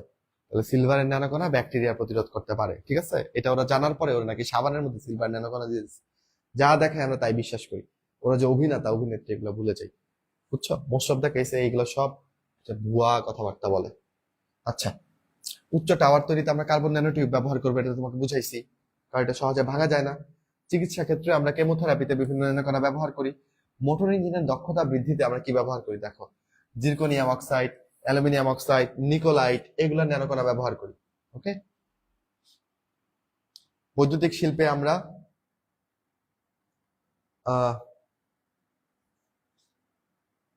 আইসি বা ইন্টিগ্রেটেড সার্কিট নিয়ে, ইন্টিগ্রেটেড সার্কিটের কথা আমরা কই পড়ছি বলো তো? ইলেকট্রনিক্সে, তাই না? এই আইসি নির্মাণে ব্যবহার করি। তারপর ফটোসেলের দক্ষতা বৃদ্ধিতে ব্যবহার করি, মেমোরি সংরক্ষক হিসেবে ব্যবহার করি, ঠিক আছে? এগুলো দিয়ে ন্যানোকণা ব্যবহার করা হয়, রিডিং করতে হয়। অপটিক্যাল, সানস্ক্রিন লোশনে, এটাও আলোর সাথে রিলেটেড না, এই জন্য অপটিক্যাল। এটাও তো ইউভি লাইটকে প্রতিহত করে দিচ্ছে। তাহলে জিঙ্ক অক্সাইড অথবা কোনটা বলো, টাইটানিয়াম অক্সাইড, এগুলাকে আমরা ব্যবহার করছি সানস্ক্রিন লোশনে, অবশ্যই ন্যানোকণা হিসেবে। ওকে। তারপর কোয়ান্টাম ডটস, এটা একটা সেমিকন্ডাক্টর, ঠিক আছে? এটা বানাইতেও আমরা ন্যানোকণা ব্যবহার করি। এগুলা আর তেমন লাগবে না। লাস্টেরটা পড়ো, এমআরআই কন্ট্রাস্ট এজেন্ট, এটা বানাইতে আমরা গ্যাডোলিনিয়াম আয়ন, ঠিক আছে? গ্যাডোলিনিয়াম আয়ন, এইটাকে, এটা প্যারাম্যাগনেটিক একটা আয়ন, এটাকে আমরা ব্যবহার করি এমআরআই এর জন্য। এমআরআই যখন করতে হয় তখন ডাক্তার বলে দেয় যে এটা একটু কন্ট্রাস্ট দিয়ে করেন, কন্ট্রাস্ট দিলে ভিউটা আরো বেটার পাওয়া যায়, বুঝছো? তো কন্ট্রাস্ট এজেন্ট হিসেবে ব্যবহার করি হচ্ছে গ্যাডোলিনিয়াম আয়ন, এটা ন্যানোকণা ইউজ করি, এই আর কি। ঠিক আছে, বুঝতেছো? সিএক্সিওয়াই কি? এটা হাইড্রোকার্বন। ওকে, হ্যাঁ। তাহলে এরই মধ্য দিয়ে এই চ্যাপ্টারটা আমাদের শেষ হইলো। চেষ্টা করছি পড়াইতে, কেমন হলো জানি না। তোমরা পড়ো সুন্দর করে, আশা করি যেগুলো বলছি এগুলোর মধ্যে থেকেই কমন পড়বে, কিছুই বাদ দেয়নি, আসলে পড়ানোর চেষ্টা করছি। বলো, ফটোভোল্টিক সেল কি ভাইয়া? এই আলোর সাহায্যে চলে, ঠিক আছে? এরকম একটা সেল, এখানে আলোর ভূমিকা আছে, একটা ব্যাটারি আর কি।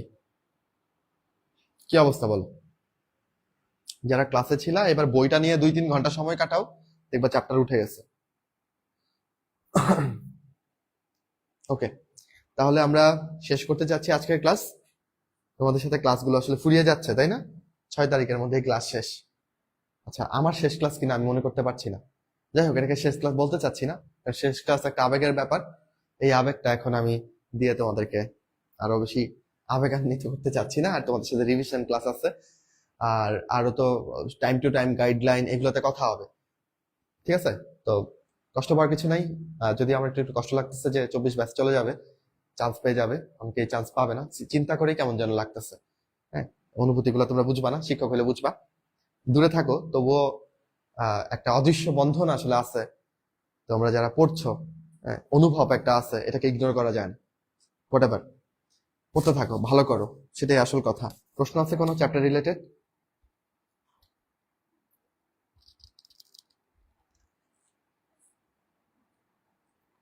ওকে, কোনো প্রশ্ন থাকলে করতে পারো। উপজাত মানে কি? তুমি ধরো ভাত রান্না করছো, হ্যাঁ, ভাতের সাথে কিন্তু মার তৈরি হচ্ছে, তাই না? মার কিন্তু খাওয়া যায়, তোমরা কোনোদিন খাও নাই। বা গরুকে মার খাওয়ানো যায়। তাহলে ভাতটা হচ্ছে তোমার উৎপাদ, তাই না? আর ওই মারটা হচ্ছে উপজাত, যেটা ফ্রি ফ্রি তৈরি হচ্ছে, বুঝছো? ওকে,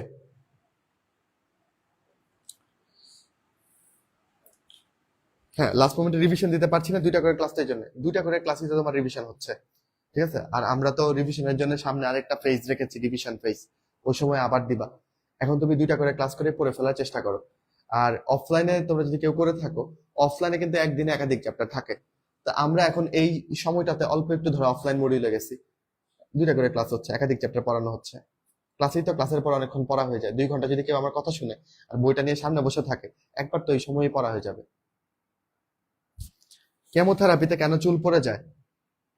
কেমোথেরাপিতে যেই সব এই মানে রেডিও অ্যাক্টিভ জিনিসগুলো ব্যবহার করে, তেজস্ক্রিয় জিনিসগুলো, এইগুলা আমাদের যে হেয়ার ফলিকল গুলো আছে এগুলো মেরে ফেলে, বুঝছো?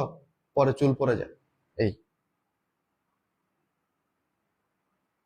আমাদের সাথে রিভিশন দিলে চলবে। এখন ডেইলি এক্সাম প্রপারলি দাও, আমরা যেগুলো পড়াচ্ছি ওগুলো ডেইলি এক্সাম দাও, ঠিক আছে? ওকে